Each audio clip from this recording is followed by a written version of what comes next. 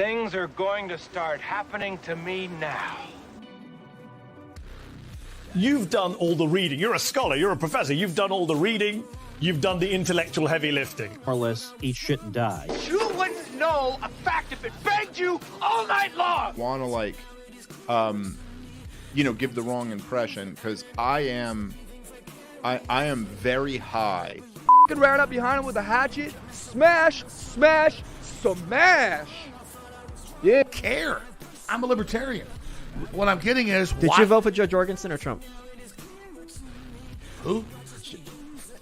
Joe Jorgensen. That was the perfect answer. Thank you. That was...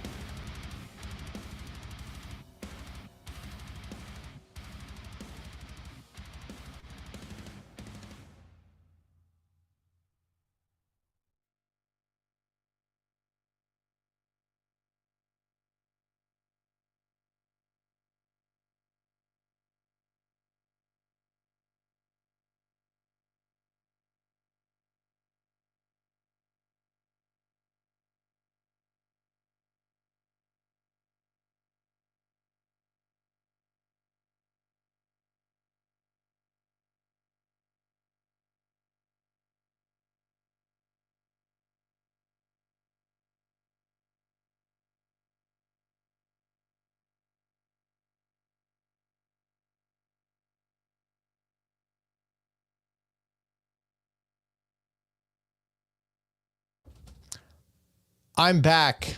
Thank you for the help. There you go. Come on, Tyler. This is the Libertarian Podcast Review. I'm Tyler Yonke. The whole open, I had it muted. I'm sorry about that. We're going to watch the Select Subcommittee on the Weaponization of the Federal Government. And I said tomorrow is St. Patty's Day. You get to wear green like this.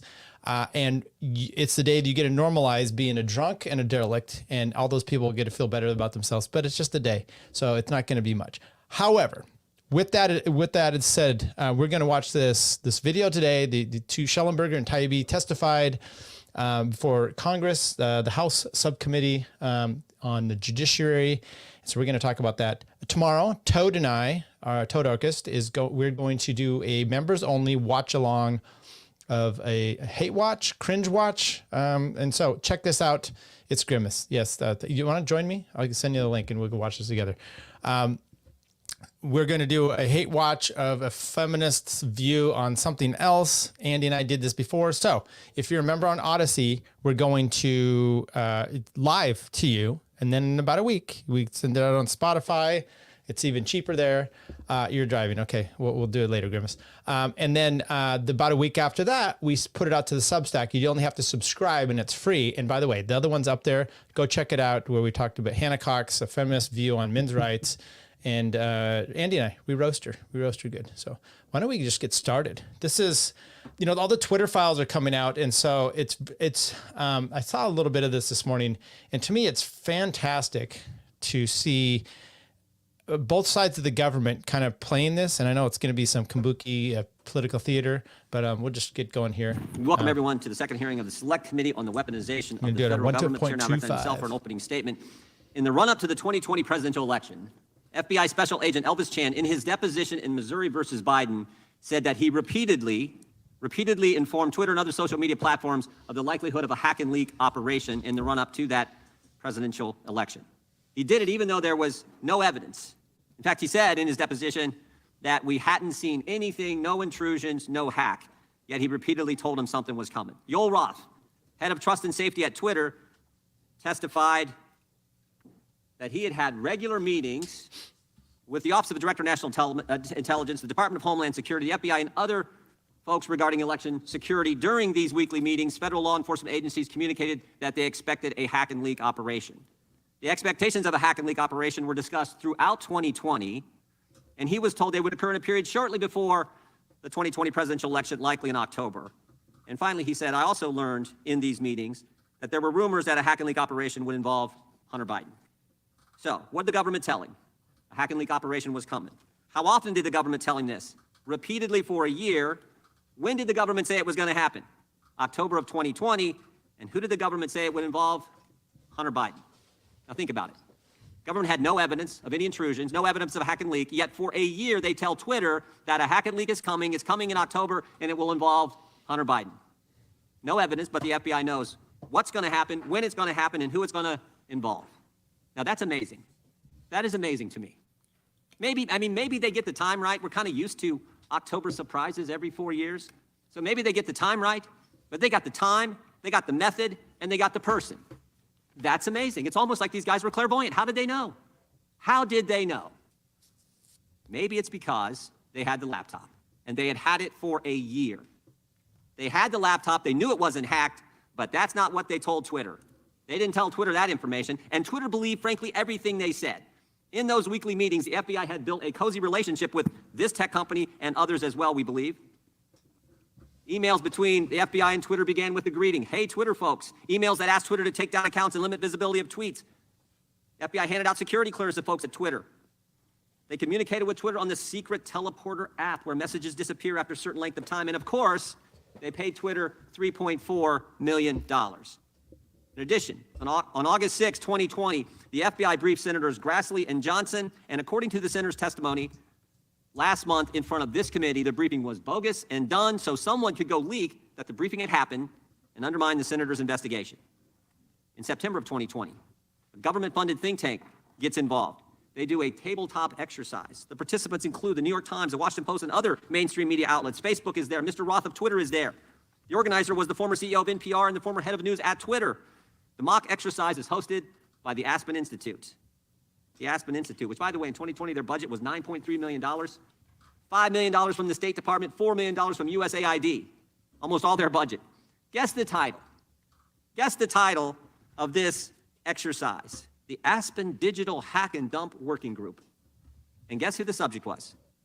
Guess who the subject was? Hunter Biden. That's amazing. October 14, 2020, the New York Post runs the story on the Biden laptop, and Twitter takes it down, even though it was accurate, and even though it didn't violate Twitter's rules. Other social media companies do the same. Mainstream press works to downplay and discredit the story. Finally, as if on cue, 5 days later, on October 19th, 51 former Intel officials signed a letter with the now famous sentence, "The Biden laptop story has all the classic earmarks of a Russian information operation." Something that was absolutely false. Our government built a cozy relationship with big tech. They primed him for a hack and leak operation.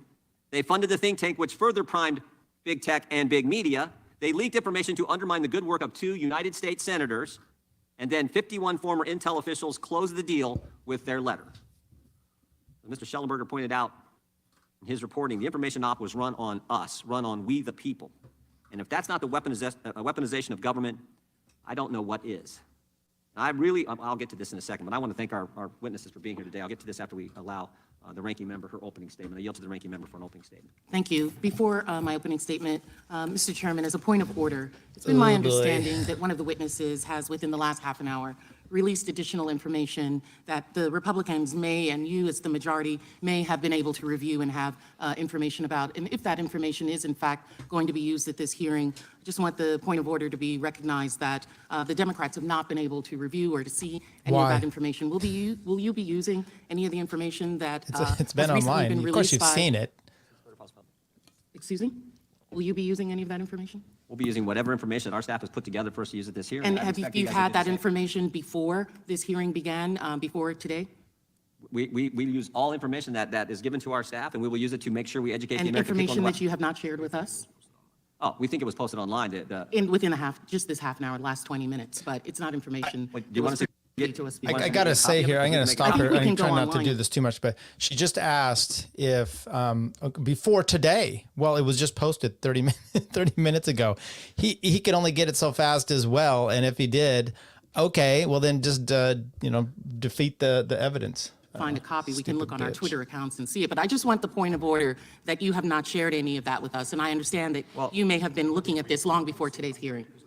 We obtained it at the same time frame. Excuse me, before we continue, is one of your colleagues trying to speak to me? Or I think this was a conversation between you and me. I was speaking to a parliamentarian, if you don't mind. Oh, okay. It's the gentlelady's time. Okay, all right, well. Recognize you for an opening statement. And I had a point of order. My which wife's I was out of town. asking I you to say that kind of shit. Okay, huh? great. Now I'll begin my opening statements. 3 weeks ago, House Oversight had this hearing with actual Twitter executives who had actual firsthand knowledge about what happened in 2020. And that didn't go so well for the House Republicans. The ones that lied to us at the time. Real evidence showed that there wasn't coordination between Twitter and the federal government as they'd like the American people to believe, and that all the so-called Twitter files really showed was a discussion on content moderation, and that we only got a fraction of the discussion. So now we're back again, no surprise. What else have they got to talk about? Not what's interested in the American people are interested, not what taxpayer dollars have brought us here to Washington to do. And the Republicans have brought in 2 of Elon Musk's public scribes to release cherry-picked, out-of-context emails and screenshots designed to promote his chosen narrative, Elon Musk's chosen narrative, that is now being parroted by the Republicans because the Republicans think that these witnesses will tell a story that's going to help them out politically.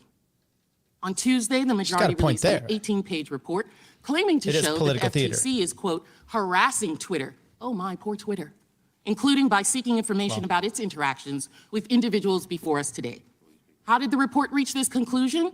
By showing two single paragraphs from a single demand letter, even though the report itself makes clear that there were numerous demand letters with numerous requests, none of which we've been able to see, that are more demand. By the way, they FTC did a demand to Twitter to turn over all kinds of stuff, and the demands were completely.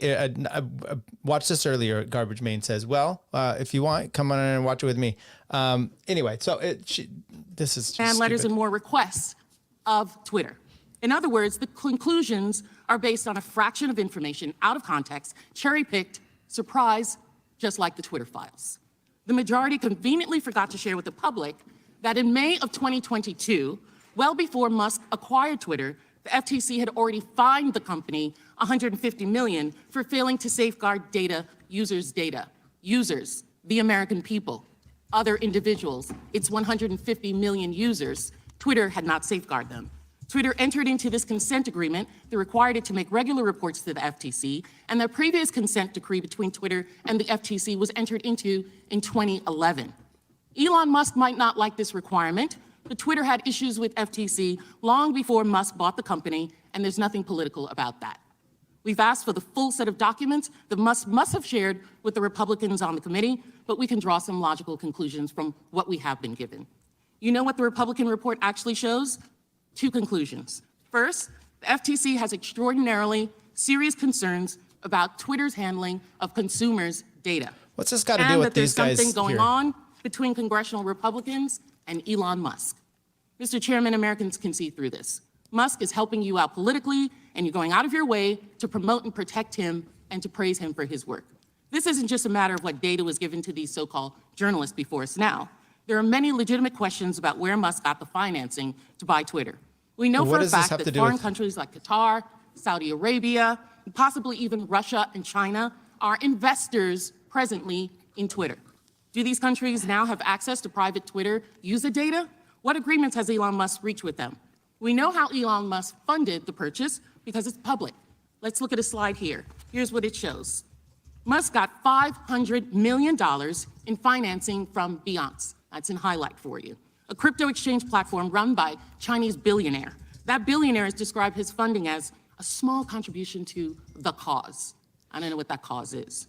Musk got $1 billion from Larry Ellison, whose super PAC spent millions on Republican candidates last cycle, including election deniers. Musk got $375 million, highlighted here, from Qatar, which has recently been questioned about its lobbying practices. Musk got $700 million from Vi Capital, a secretive investment fund. Was she trying to say Binance? She said Beyonce? Based in Dubai. That's showing demographics right there. Right there. Very interesting. Hey, you can see down below, the nephew of the Saudi king is Twitter's second largest investor. Thank you. At a much larger amount. And the chair wants us to think that Elon Musk is the victim. The chairman wants us to believe that the Republicans are concerned with the federal government unfairly going after Twitter and Twitter unfairly taking down conservative posts. Just like we did several weeks ago, we're going to show that's not what the evidence shows. I want to underscore the very real threat posed by Twitter files and by the witnesses in front of us today.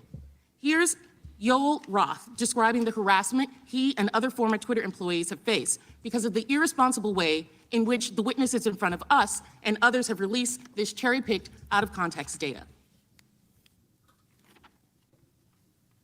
Does she have a slideshow or something? Twitter. Employees as far away as Manila in the Philippines. The Twitter files, I would note first and foremost, didn't just affect me, but affected much more junior employees. Wait, we're hearing Employees as Roth far away as talk Manila about in the Philippines were words doxxed, of violence. had their families threatened, and experienced harm equal to or greater than what I've experienced.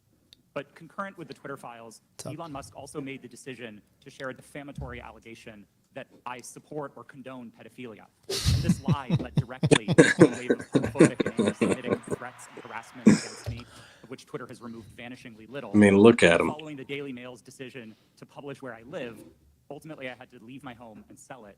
Those are the consequences for this. Where was your home? Harassment and Castro District? Is in Little Thank Saint. you. Mr. Chairman, I'm not exaggerating when I say that you have called before you two witnesses who pose a direct threat to people who oppose them. It's funny when people have to go through that. Jim Exactly. Jordan. This is unacceptable. I'm ready for it. I don't know if a lot of other people are. But just as it was unacceptable for Kevin McCarthy to provide 41,000 hours of sensitive security footage to a biased talking head in an effort to rewrite what happened on January 6th. This is a new Republican playbook, apparently. Mr. Risk Chairman. American safety and security to score political points. The gentlelady's word should be struck. We do not accuse witnesses of threatening others. That is out of line and I'm not outside the rules of striking this down committee. that, and I can have an You don't get to opinion determine about what's what struck down. witnesses. Well, you do get an opening statement, and it's And about, so let it's me about finish. over. We know this is because at the first hearing, the chairman claimed that big government and big tech colluded to shape and mold the narrative and suppress information and censor Americans. This is a false narrative. We're engaging in false narratives here, How you and doing, we Andy? are going to tell the truth. I yield. I'm good. Gentlelady yields back. I would just point out the consent decree was in our report. We offered your staff also the opportunity to review the FTC letters. You have not come over to review those letters. Third, the idea that I believe both Jim of these Jordan's individuals who are getting ready funny to testify, I believe they're both Democrats. The idea that 1.25. two journalists who Did happen you to not be give that Democrats- offer at 8 o'clock last I'm talking night? now. Your time was ended. Where a few neither of seconds us ago. are in time. I don't think they're here to help us politically. I think they're here to tell us the truth. And oh, by the way, the first FTC letter What do to you think Twitter. about this, Tom? What's that? What do you think about this so far? So one, I'm well aware that the Republicans use it just like the Democrats, and it's really a chance to kind of grandstand. You know, you're going to see them. I'm sure they'll ask questions and then say, "I'm not asking a question. I'm just making a statement." So they don't really. The person's there to just take abuse. So, but it's so crazy that you have. What she's saying, hey, we don't want all the evidence. How dare you give us all the evidence? Video is video. You know, it doesn't have an opinion when you get to show someone walking through the Capitol, or, you know, these guys get to show an email. I mean, it's what it is, and we can take it as is. And the left is so upset about this. It's gross. It really is. What do you think about it? I was watching these hearings earlier. It is funny they're trying to tie this to Tucker Carlson's footage in some right misshapen way. But you know, the same way I feel about most of these committee hearings, you know, it's all really political theater, and I don't expect anything really to happen. But it is interesting to see these people and their thoughts on full display. And I agree with you. Yeah, I mean, obviously the Republicans, and there was part of the Twitter files, you know, the Republicans were using it, and Donald Trump asked to use it too. I don't think the abuse was near to the degree of, you know, the intelligence communities or what the Democrats were trying to do. But well, you know, and I better watch this so that, because otherwise it's going to be hours here. But it's interesting that you really have these two journalists that are, for the most part, left identifying. Yeah. And the left is coming out against them, just like they're going to try to, you know, I saw clips, and they're going to try to make them look like they're horrible people. And it's just like, we're just reporting it. It's bizarre. Yeah, they're going full character assassination on them. Yeah. I think, like, my main thoughts watching it earlier were that, you know, obviously this is a First Amendment issue, but yeah. Do I really care as an anarchist? Like, what do I expect? You know what I mean? Like, I'm not going to appeal to the First Amendment, but this should show you that the feds are working hand in hand with big tech and going out of their scope of purview to moderate social media. Yeah. There's no other way to see it as like I don't know how you see this as a non-First Amendment violation. No, and by the way, it's a really big goofy hat to. I still think it's fine to knock on the, and you could have your anarchist view like I do about the First Amendment, and know that it's feckless in a sense, yet still use it as a bludgeon back, because that's what they're poking you with. The left is doing so, and you violate this, and I'm like, well, this is a plain example. And by the way, even against libertarians of, oh, it's a private company, bro. Well, I'm sorry. When the government's fully entangled, you've got a problem here. Let's keep playing this before I staying up till midnight. Andy, come on, fuck you. After the first set of Twitter files, the very first question was, who are the journalists you're talking to? And you guys don't care. Yeah. You don't care. You don't want the 2011 people to see. consent You decree? don't want the American people to see what happened, the full video, transparency. You don't want that, and you don't want two journalists who have been named personally by the Biden administration, FTC, in a letter. The Biden administration. And you're saying they're is here not to help the us. FTC. They're here to tell their story. And frankly, I think they're brave individuals for being willing to come after they've been named in a letter from the Biden FTC. Is this your question, Tanya? No, I'm responding to your ridiculous statements you made in your opening statement. Okay, well, let's get on with it. I like that. Oh, now we want to get on with it. So you can say all the things you want. I did in my opening statement, as well as you had an opening statement. You said what you needed to say in your opening statement, and I, as the ranking member, have Without used my objection, time. all other opening statements will be included in the record. We will There's so introduce much today's leading of the witness, Matt witness Taibi, throughout this too. journalist and author.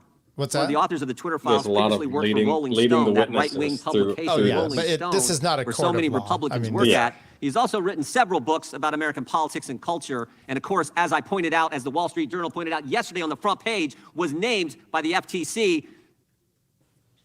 Oh, Huh?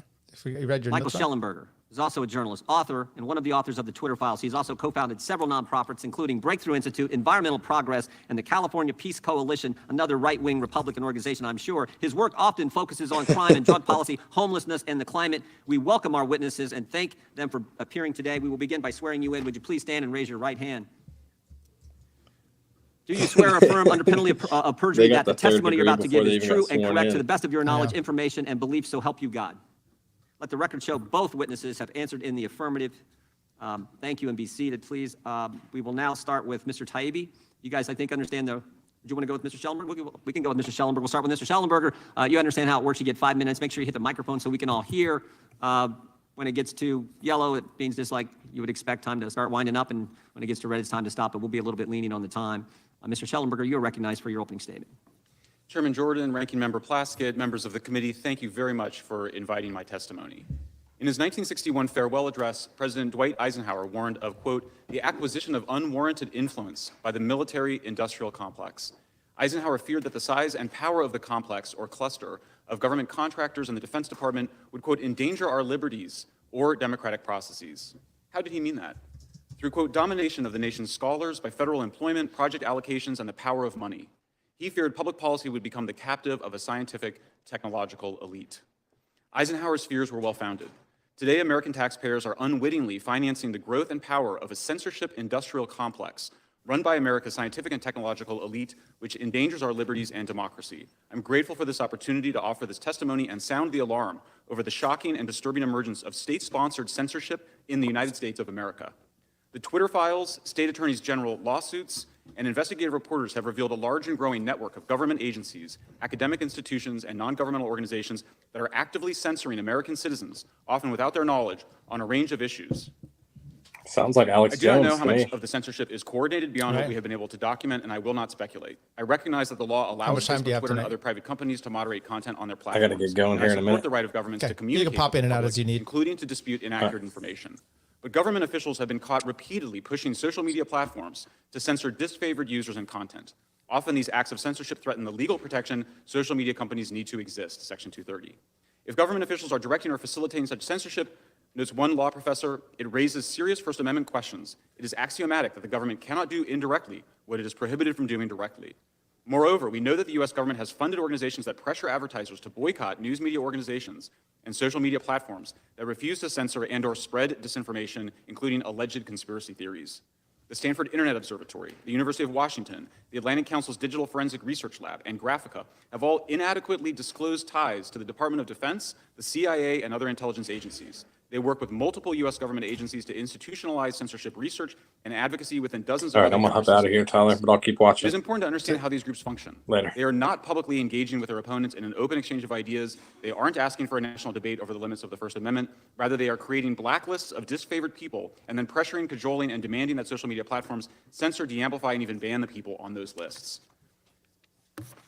The censorship industrial complex combines established methods of psychological manipulation, some developed by the U.S. military during the global war on terror, with highly sophisticated tools from computer science, including artificial intelligence. The complex's leaders are driven by the fear that the internet and social media platforms empower populist, alternative, and fringe personalities and views which they regard as destabilizing. Federal government officials, agencies, and contractors have gone from fighting ISIS recruiters and Russian bots to censoring and deplatforming ordinary Americans and disfavored public figures. Importantly, the bar for bringing in military-grade government monitoring and speech countering techniques has moved from, quote, countering terrorism to, quote, countering extremism to countering simple misinformation, otherwise known as being wrong on the internet. The government no longer needs a predicate of calling you a terrorist or an extremist to deploy government resources to counter your political activity. The only predicate it needs is simply the assertion that the opinion you expressed on social media is wrong.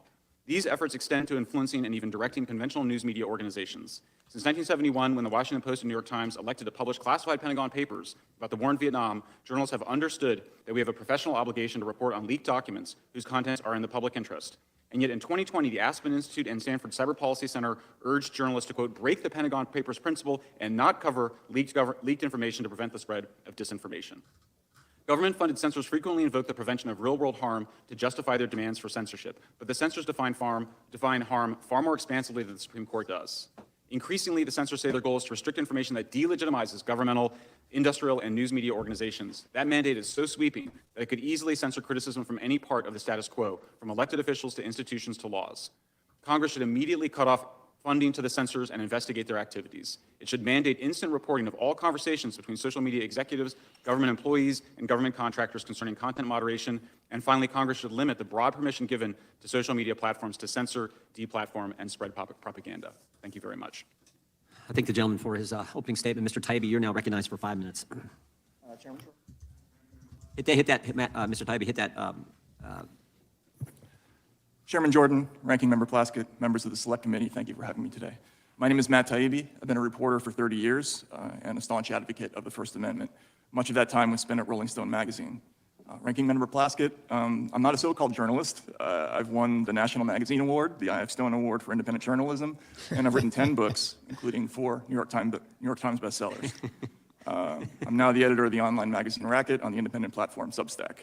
I'm here today because of a series of events that began late last year when I received a note from a source online. It read, "Are you interested in doing a deep dive into what censorship and manipulation was going on at Twitter?" A week later, the first of what became known as the Twitter Files reports came out. To say these attracted intense public interest would be an understatement. My computer looked like a Vegas slot machine, as just the first tweet about the blockage of the Hunter Biden laptop story registered 143 million impressions and 30 million engagements. Wow. But it wasn't until a week after the first report, after Michael Shellenberger, Barry Weiss, and other researchers joined the search of the files, that we started to grasp the significance of this story. The original promise of the internet was that it might democratize the exchange of information globally. A free internet would overwhelm all attempts to control information flow, its very existence a threat to anti-democratic forms of government everywhere. What we found in the files was a sweeping effort to reverse that promise and use machine learning and other tools to turn the internet into an instrument of censorship and social control. Unfortunately, our own government appears to be playing a lead role. We saw the first hints in communications between Twitter executives before the 2020 election, when we read things like flagged by DHS, or please see attached report from FBI for potential misinformation. This would be attached to an Excel spreadsheet with a long list of names whose accounts were often suspended shortly after. Again, Ranking Member Plaskett, I would note that the evidence of Twitter-government relationship includes lists of tens of thousands of names on both the left and right. The people affected include Trump supporters, but also left-leaning sites like Consortium and Truthout, the leftist South American channel Telesur, the Yellow Vest movement. That, in fact, is a key point of the Twitter files, that it's neither a left nor right issue. Following the trail of communications between Twitter and the federal government across tens of thousands of emails led to a series of revelations. Mr. Chairman, we summarized and submitted them to the committee in the form of a new Twitter files thread, which was also released to the public this morning. We learned Twitter, Facebook, Google, and other companies developed a formal system for taking in moderation requests from every corner of government, from the FBI, the DHS, the HHS, DOD, the Global Engagement Center at State, even the CIA. For every government agency scanning Twitter, there were perhaps 20 quasi-private entities doing the same thing, including Stanford's Election Integrity Partnership, NewsGuard, the Global Disinformation Index, and many others, many taxpayer-funded. A focus of this fast-growing network, as Mike noted, is making lists of people whose opinions, beliefs, associations, or sympathies are deemed misinformation, disinformation, or malinformation. That last term is just a euphemism for true but inconvenient. Undeniably, the making of such lists is a form of digital McCarthyism. Ordinary Americans are not just being reported to Twitter for de-amplification or deplatforming, but to firms like PayPal, digital advertisers like Xandr, and crowdfunding sites like GoFundMe. These companies can and do refuse service to law-abiding people and businesses whose only crime is falling afoul of a distant, faceless, unaccountable, algorithmic judge. Get it. As someone who grew up a traditional ACLU liberal, this mechanism for punishment and deprivation without due process is horrifying. True. Another troubling aspect is the role of the press, which should be the people's last line of defense in such cases. But instead of investigating these groups, journalists partnered with them. If Twitter declined to remove an account right away, government agencies and NGOs would call reporters for the New York Times, Washington Post, and other outlets, who in turn would call Twitter, demanding to know why action had not yet been taken. Effectively, news media became an arm of a state-sponsored thought-policing system. I'm running out of time, so I'll just sum up and say, it's just not possible to instantly arrive at truth. It is, however, possible, becoming technologically possible to instantly define and enforce a political consensus online, which I believe is what we're looking at. This is a grave threat to people of all political persuasions. The First Amendment, an American population accustomed to the right to speak, is the best defense left against the censorship industrial complex. If the latter can knock over our first and most important constitutional guarantee, these groups will have no serious opponent left anywhere. If there's anything the Twitter files show, it's that we're in danger of losing this most precious right, without which all democratic rights are impossible. Thank you for the opportunity to appear, and I'd be happy to answer any questions from the committee. Thank you, Mr. Taibbi. We appreciate both of your opening statements. The chair now recognizes the gentleman from Louisiana, Mr. Johnson, for 5 minutes of question. Johnson. Gentlemen, thank you both for being here. It is not surprising that the minority is already attacking you in its opening statement. We apologize to both of you. You shouldn't be treated that way. Some of the defenders of big tech and the Biden administration, as we know, have worked very hard to cast doubts on the legitimacy of your reporting, and some have gone so far to state it's irrelevant if Twitter was suppressing speech in coordination with the federal government. But this morning, we saw a stunning display of their attack of your character. We shouldn't be surprised. This is what the defenders of big government corruption do. This is the playbook. They destroy the messenger. We just saw it here on live television, and everybody can see it for themselves.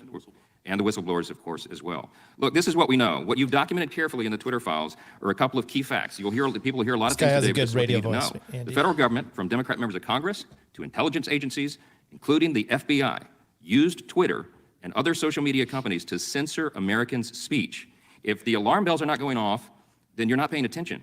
Over the past 3 years, documents show, they prove what you guys have uncovered here, that there's communication between Twitter and the FBI. It was constant, it was pervasive. Twitter was basically an FBI subsidiary before Elon Musk took it over.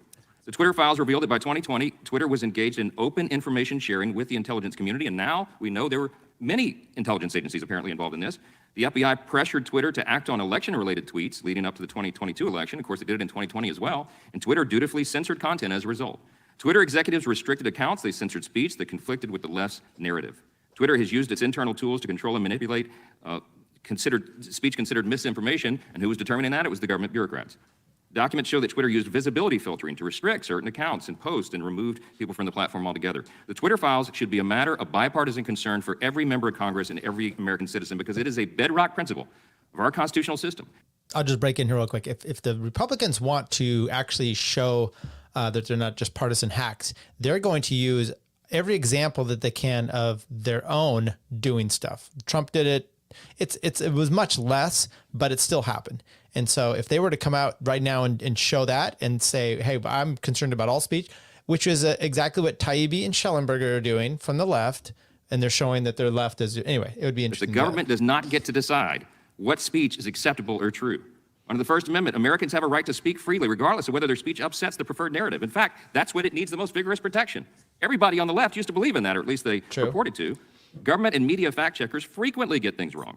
The American people can't and shouldn't rely on so-called experts to be the arbiters of truth, disinformation boards from and the like. Louisiana. It doesn't matter what political party you're in. Get Government this guy should a not po' suppress boy. important debates and public discourse. Gentlemen, let me start with Mr. Taibi. You have a long award-winning journalist career. You just highlighted here decades of experience reporting on some of the most complex and important issues of our time. Where do you rate your reporting on the Twitter files among your whole body of work throughout your career? How serious is this? Well, first of all, Mr. Congressman, thank you for the question. I would say, I spent 10 years covering the aftermath of the 2008 financial crisis. That was obviously a very serious issue, but this Twitter file story and what we're looking at now and what we're investigating now, I don't think there's any comparison. This is by far the most serious thing that I've ever looked at, and it's certainly the most grave story that I've ever worked on personally. I want to ask you both the same question, and that is, first of all, has anyone from the federal government contacted you during the course of this investigation or since you've reported on the Twitter files? And number two, who do you think are the most egregious federal government agencies involved in this censorship exercise? Let me start with Mr. Schellenberger. Thank you, Congressman. I have not been contacted. Push your mic. Thank you, Congressman. I have not been contacted by anybody in the Biden administration related to this topic. And I would like to echo what Matt just said. I've never worked on an issue where so frequently while doing it, I just had chills go up my spine because of what I was seeing happening. I never thought in my own country that freedom of speech would be threatened in this way. And it's just frightening when you get into it. The most recent, our most recent discoveries, I think you understand the process, is that we first raised a bunch of concerns around the way Twitter pre-Elon Musk was censoring people and creating blacklists. Very quickly, we discovered that we had FBI agents basically and other government officials, demanding. Are haircuts going back to the Ross Geller look? Shellenberger's pulling this off, but this is what, late 90s? I had one of these haircuts. That Twitter takes certain actions. We now know that the Department of Homeland Services, which has had, what's that? Security, sorry, Department of Homeland Security, had to try to create a disinformation like a suit. board. That went away after public backlash, but we now realize that they have this other enterprise and they've been building out basically mechanisms to proliferate a censorship industrial complex around the country to censor on a whole range of issues. And so you've seen this censorship industry go from, well, we're just fighting ISIS to, well, we're just fighting Russian disinformation bots to, well, now we need to fight domestic misinformation, which is just saying we need to fight against people who are saying things we disagree with online. That's all that means.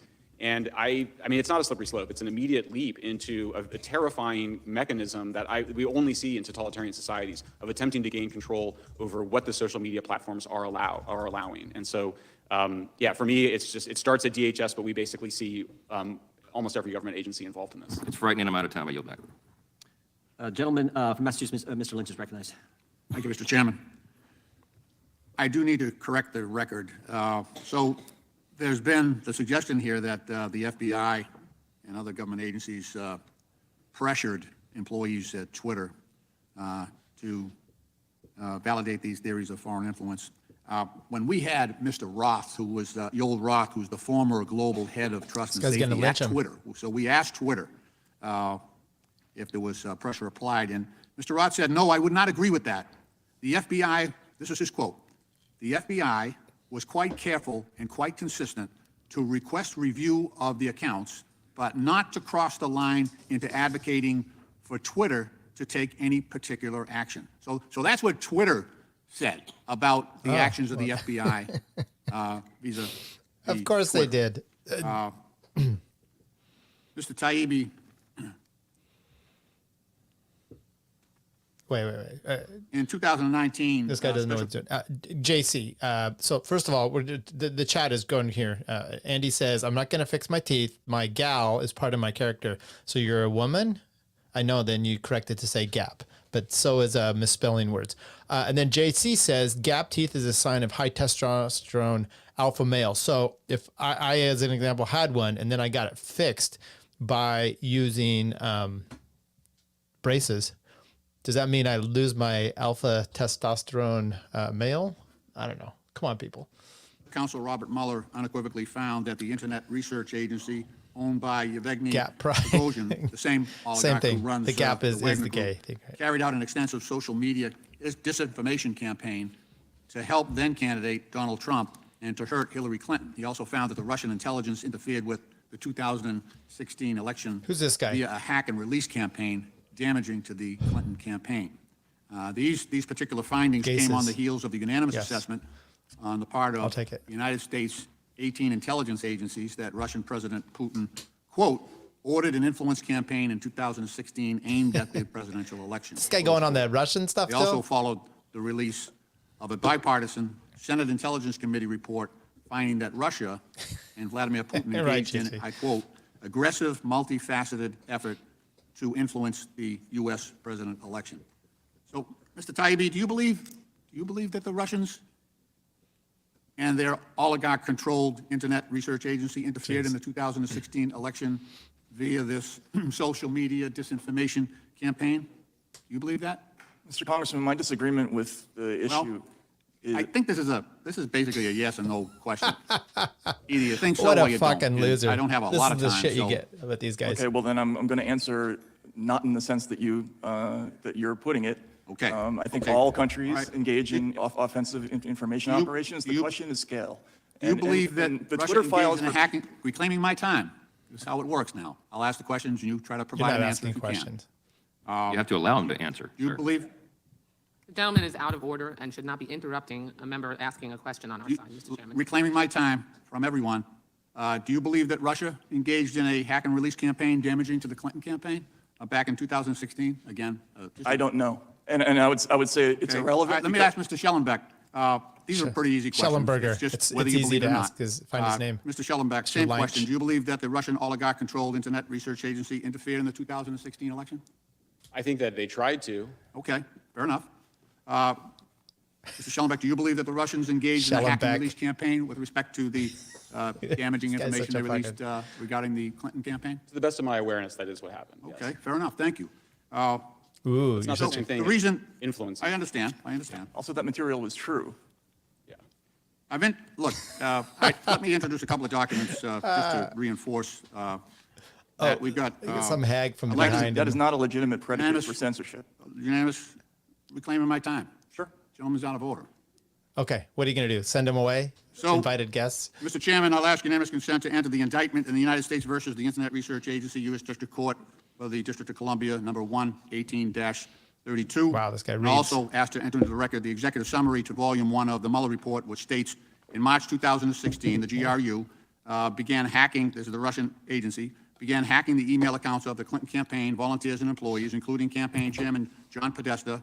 The GRU later released additional materials through the organization WikiLeaks. The presidential campaign of Donald Trump showed interest in WikiLeaks releases of the documents and welcomed their potential damage to candidate Clinton. So I've introduced these documents. Without objection. Thank you, Mr. Chairman. I've introduced these documents because it's clear to me that Russia's use of social media to interfere in the 2016 election created And? abundant Gentleman's time reason. is... Gentlemen? Abundant reason Okay, I think... for social media platforms to be concerned. Gentleman's time has expired. But I repeat, Without objection, these 2010. documents are entered into the record. We now recognize the gentleman from California, Mr. Issa, for 5 minutes. Just, Thank you, Mr. Chairman. I'd like to continue along, in a sense, the line we've been on just now. Mr. Taibbi and Mr. Shellenberger, I'll ask both of you. Is it fair to say Russia is a bad actor who is trying to do everything they can to undermine confidence in the United States government and in our form of democracy? I think that's a fair statement. Yes. Okay. Are you familiar with the organization in Europe, the Global Engagement Center? Yes. Well, it's an American. State Department, I'm sorry. But are you familiar with the Global Engagement Center's use of European and other sources to in fact, determine wonderful-looking men behind where him Twitter files to should or his- shouldn't be, over his right, left if you shoulder. will, taken down thousands of names and Twitter files, correct?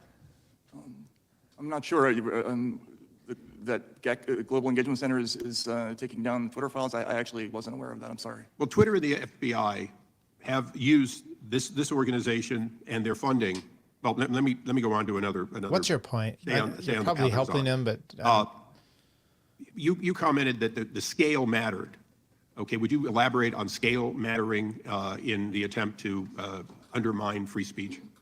Absolutely. If I could take this. Yes. So a great example of this is a report that the Global Engagement Center sent to Twitter and to members of the media and other platforms about what they called the pillars of Russian disinformation. Now, part of this report is what you would call, I think you would call traditional, hardcore intelligence gathering, where they made a reasoned, evidence-based case that certain sites were linked to Russian influence or linked to the Russian government. In addition to that, however, they also said that sites that, quote, generate their own momentum and have opinions that are in line with those accounts are part of a propaganda ecosystem. Now, this is just another word for guilt by association. And this is the problem with the whole idea of trying to identify which accounts are actually the Internet Research Agency and which ones are just people who followed those accounts or retweeted them. Twitter initially did not find more than a handful of IRA accounts. It wasn't until they got into an argument with the Senate Select Intelligence Committee that they came back with a different answer. Okay, so scale matters, but let me go through a couple of quick questions that I think are part of the reason that we have this select committee. This country has political parties and people from the, what one might call the extreme left and extreme right. And even Congress has people that might be considered outside the main street of Republican and Democratic thinking. Those people speak regularly, and they have since our founding. Is that correct? Yes. And the ACLU and journalists almost always support their right to say what they believe, even if you disagree. Absolutely. And our Constitution says we will make no law to restrain exactly that kind of free speech. Yes. And that includes people who promote the idea that we should redistribute all wealth in a communist type way. As a matter of fact, we still have a communist party in the United States. Isn't that correct? It is. Okay, so the limit of free speech historically has been incitement to violence or anarchy, the actual overthrow of a government. Anything other than that is the definition of anarchy. Historically covered by the First Amendment. Yes. So when we look at the very nature of the State Department funding to affect domestic U.S. speech, was that speech outside the legal bounds? Did it call for insurrection or other criminal activities that would destroy our government? No, I mean, we did not. I mean, we're not saying that that didn't happen, but we're describing people having political arguments online. Right. So let me just, because my time's limited like everyone's. So it's suffice to say that every bit of the speech, or virtually every bit of the speech, whether foreign or domestic, online, fell within the normal protections of the First Amendment, and the very act of federal dollars being used to stifle that speech is, in fact, historically what we would consider an indictment against the First Amendment protections. Correct. That is why we have this subcommittee. That is why we are here today. Thank you. I thank the gentleman. A great point. I now recognize the gentlelady from Florida for 5 minutes. Thank you, Mr. Chairman. Oh, Ms. God. Taibbi, I want to ask about journalistic ethics. This is and information Wasserman sources. Schultz. The Society of Professional Journalists Code of Ethics asserts that journalists should avoid political activities that can compromise integrity or credibility. Being a Republican witness Her today hair is certainly wound casts a so cloud tight. over objectivity. But a deeper concern that I have relates to the ethics of how journalists receive and present certain information. Journalists should avoid accepting spoon-fed, cherry-picked information if it's likely to be slanted, incomplete, or designed to reach a foregone, easily disputed, or invalid conclusion. Would you agree with that? I think it depends. Really? You wouldn't agree that a journalist should avoid spoon-fed, cherry-picked information if it's likely to be slanted, incomplete, or designed to reach a foregone, easily disputed, or invalid conclusion? Congresswoman, I've done probably a dozen stories involving whistleblowers. Every reported story that I've ever done across 3 decades involves sources who have motives. Every time you do a story, you're making a balancing test between the public reclaiming interest. my time. Thank you very much. Oh, God, I ask is you so this annoying. because before you became Elon Musk's hand-picked journalist, and pardon the oxymoron, you stated this on Joe Rogan's podcast about being spoon-fed information, and I quote, "I think that's true of any kind of journalism," and you'll see it behind me here. "I think that's true of any kind of journalism. Once you start getting handed things, then you've lost. They have you at that point, and you got to get out of that habit. You just can't cross that line." Do you still believe what you told Mr. Rogan? Yes or no? Yes or no? Yes. Good. Now, you crossed that line with the Twitter files. No. Elon Musk, it's my time. Please do not interrupt me. Elon Musk spoon-fed Get people laughing you in the his cherry-picked background, too. information, which you must have suspected promotes a slanted viewpoint, or at the very least generates another right-wing conspiracy theory. You violated your own standard, and you appear to have benefited from it. Before my the God. release of the emails in August of last year, you had 661,000 Twitter followers. After the Twitter files, your followers doubled, and now it's 3 times what it was last August. I imagine your Substack readership, which is a subscription, increased significantly because of the work that you did. Is she going to go after the New York Times or CNN or any when they make money? Is this where we're going out here? This a syphilitic-ridden old hag is concerned about his Twitter followers because he for pushed a Elon news Musk. story. Now, I'm not asking you to put a dollar figure on it, but it's quite obvious that you profited from the Twitter files. You hit the jackpot on that Vegas slot machine to which you referred. That's true, isn't it? I've also reinvested. You've made some. No. Is it true that you have profited since you were the recipient of the Move Twitter Joe files? Rogan's You've picture. made money. Look at that goob Yes or behind no? her. I think it's probably a wash, honestly. Nope, you have made money that you did not have before, correct? But I've also spent money that I didn't have before. I just hired a whole group of people to Patently investigate. obvious answer, reclaiming my time. Attention is a powerful drug.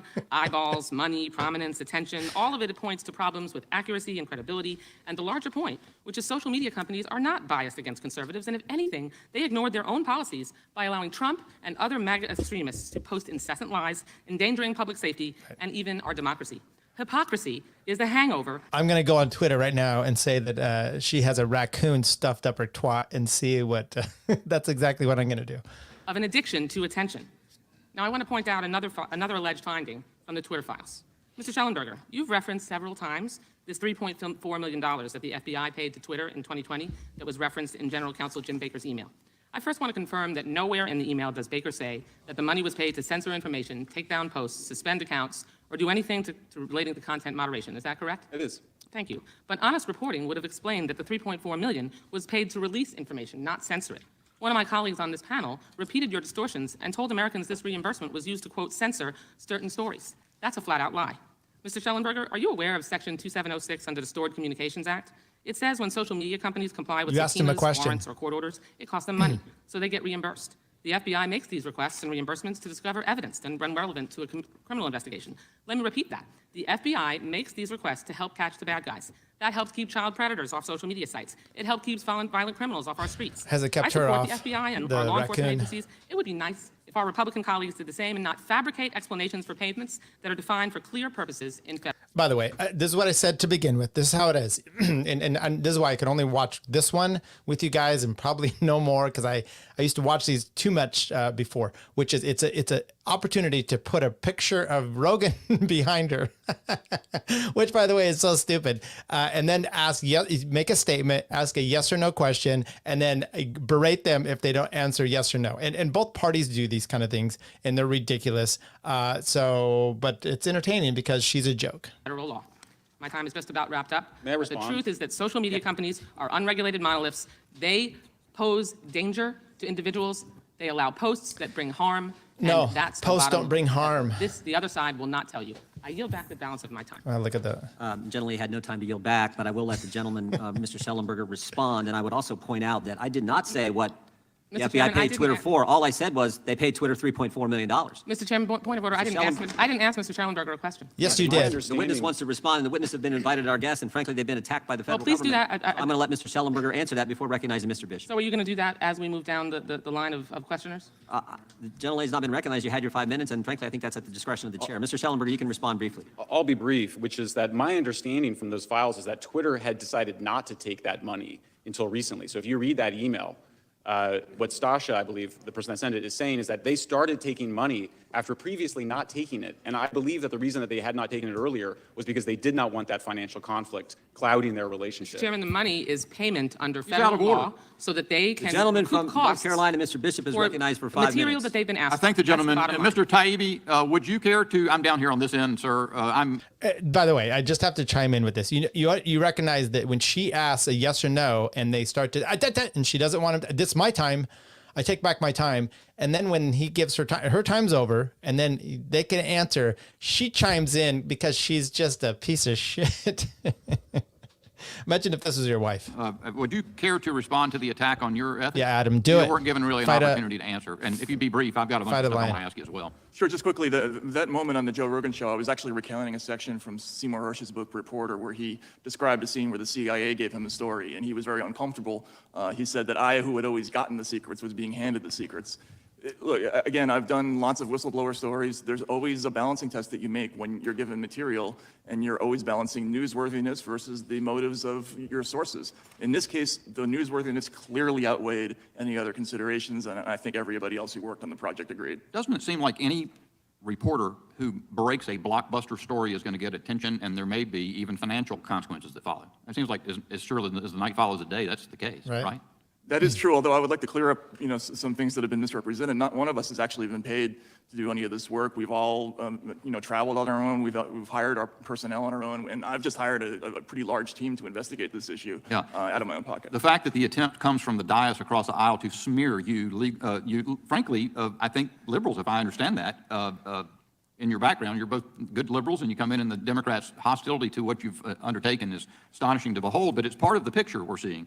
In Twitter files number 15, Mr. Taibbi, you exposed Hamilton 68, a website associated with the German Marshall Fund that reported in a dashboard to identify Russian bot networks and became ubiquitously cited by media to identify media stories or narratives that supposedly flowed from Russia.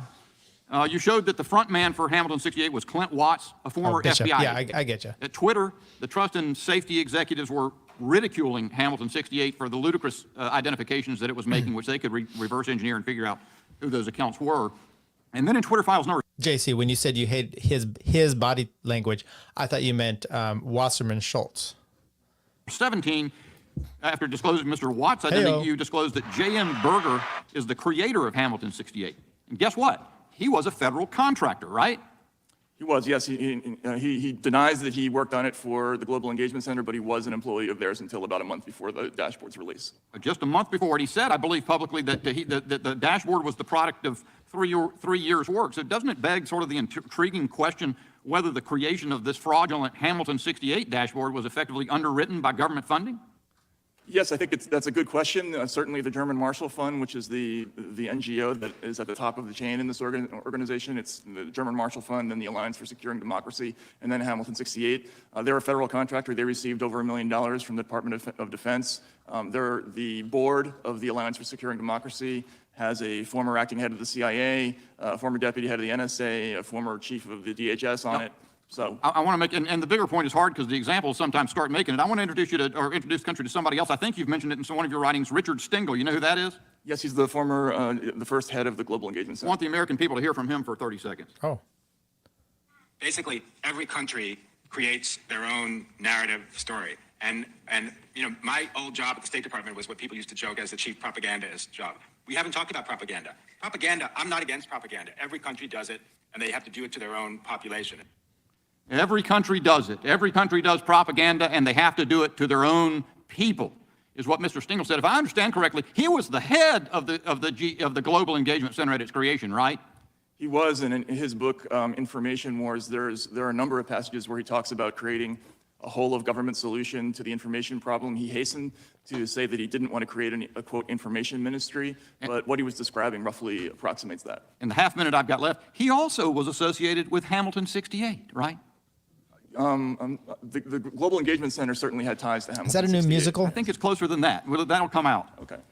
Well, I'd be anxious to hear that. I hope I'll get yielded in a minute or two from somebody else down the way. There's all sorts of stuff to disclose. This committee has to uncover not that single instance, but this system that you have described. This is the hope that Americans have to set this right. This committee. And that hostility shows what we're up against. I wish that they would do this with the rather than to try to score political points, that it was actually something that the Republicans were interested in. But I fear that it's just to get political points, and then the next election thing goes. It's not 3 pillars to the system. It is 4. And you're seeing the left move to crush you and anybody else who tries to expose this. I yield. I thank the gentleman for his great 5 minutes. And we now yield to the gentleman from Virginia, Mr. Conley. Thank you, Mr. Chairman. I don't know what to say after that last one. We're fellow Americans, and we're elected officials. When yes, trying to look get at the mass truth, behind we're him. trying to participate in the process at getting at the truth. Mr. Taibi, sorry to divert here, but when you decided to make your own mask out of, I don't know, a do-rag or something like this, that's when you know you're full of shit. Look at that thing. You have said that this isn't really a matter of right or left, that there are lots of different JC hates Bishop. ideological colorations involved in the Twitter files. Is that roughly correct? Yes. And Mr. Schellenberg, you would agree with that? Yes. So when you release information, have you released any information of, for example, right-wing elements or the Trump White House attempting to moderate content at Twitter? Yes. No, not the Trump White House per se, although I did report initially in the first Twitter files that the Trump White House had made and requests and had been honored. Mr. Schellenberg? I did not find that. You haven't found it. So we had a hearing the other day on Twitter, and we had 4 witnesses, 3 for the majority, 1 for the minority, and all 4 testified under oath. They had never received a request for content moderation or takedown by the Biden White House, but they did from Donald Trump's White House. And specifically, the case brought up was an exchange between Donald Trump, then President of the United States, and Chrissy Teigen, where he had called her something and she called him. So is this? I can't keep stopping this, but I got to make comments. So is he saying therefore it's okay to do it? It's not okay to do it. He should be outraged if the Trump administration did it, or is he saying everybody's lying and none of this is happening? Okay, then I'm not for it either. Something back. I won't repeat it. And this was under oath confirmed. Yeah, that happened. Right. And that the White House shortly thereafter, after Teigen had her email about the president, which was pejorative, that the White House called Twitter to try to take on the content. Are you aware of that, Mr. Taibi? Yeah, I've certainly heard that in the news. Yes. But did you see that email exchange? No, I have not seen an exchange from the Trump White House. So I have seen one from Congressman Schiff and one from Senator Angus King. Yeah, nice try. We're talking about the Trump White House and people under oath confirming it. And my question is, in the Twitter files, did Elon Musk or Twitter provide you with that exchange with Chrissy Teigen? I saw stuff with him. No, but that's probably because the searches that I was making. Well, probably because it didn't confirm the bias that this is all about, as the gentleman from Texas would say, the left attempting to control content, when in fact the evidence is the Trump White House most certainly attempted to control okay with content that? on Twitter. Mr. Shellenberger, were you aware of that, or is this all news to you? I already answered that question. No, I mean specifically the Teigen exchange. Teigen. Yeah, the Teigen exchange was news to me. I'm probably mispronouncing her name. I'm sorry. So let me ask: have you combed? How come I'm aware of the so-called Trump Twitter stuff? files to look at other examples that aren't about the Biden White House or the FBI that might in fact involve people from the right ideologically or from the Republican ranks? Just to be fair. Well, again, Mr. Congressman, I mentioned before, we're focused not on the Biden administration or the Trump administration. In fact, just this morning, we released an exchange where Twitter talked about vetting the accounts of both Mr. Biden and Mr. Trump. And really, we were looking at the intelligence agencies when we were doing this research. And as I mentioned before, their conclusions targeted people on both the left and the right globally, again, including the Yellow Vest movement in France, the pro-Maduro accounts in South America, and leftist news organizations in America like Truth Out and Consortium. Some of those people are my friends, actually. And we found those in intelligence lists that were passed on to Twitter, just as we found lists that included ordinary Trump supporters. Thank you.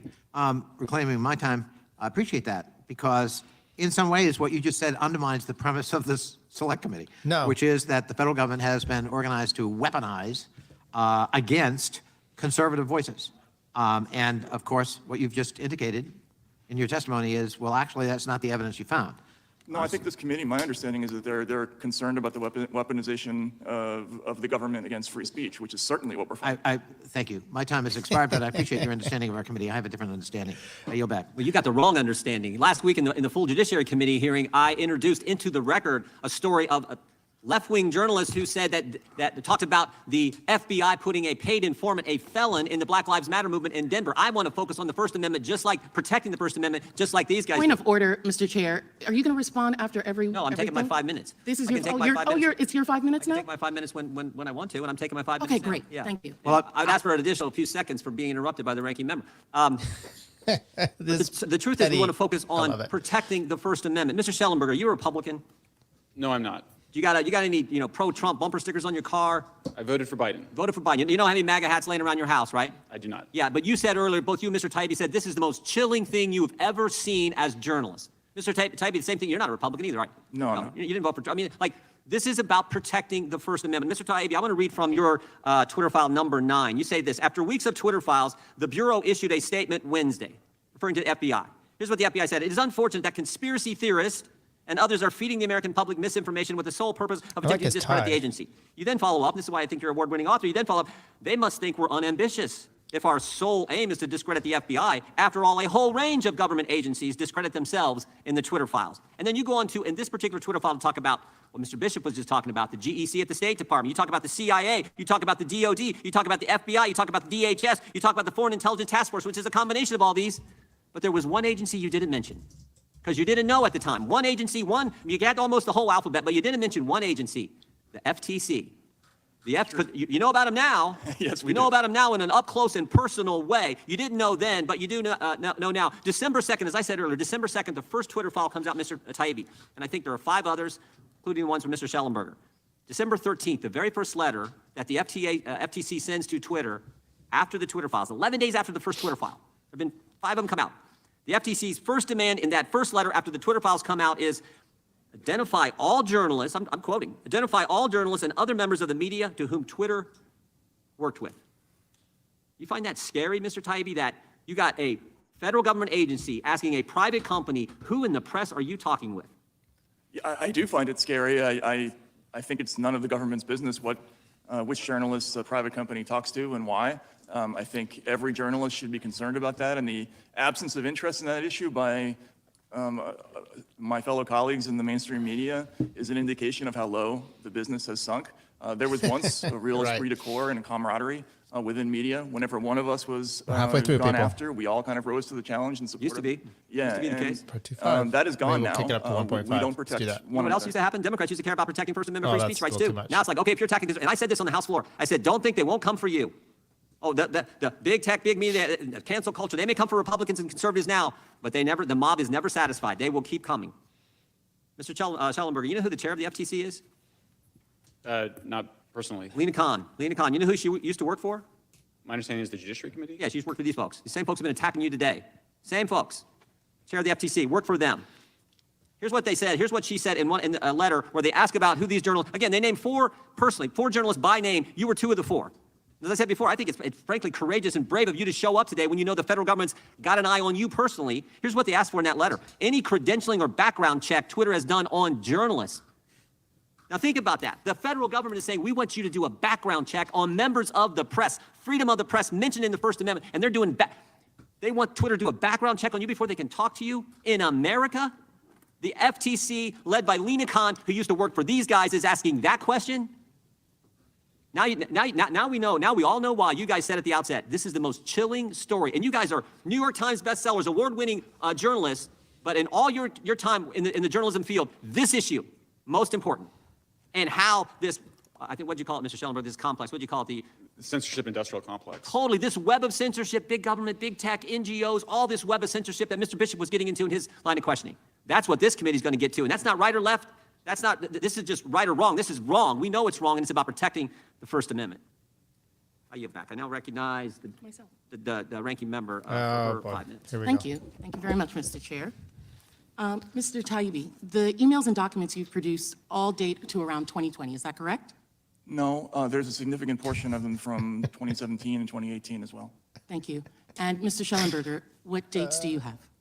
I believe that we had emails including 2022, 2021, 2020. That's also true. 2019. And Mr. Taibbi said 2018. Do you have 2018 as well? I can't remember. Okay, thank you.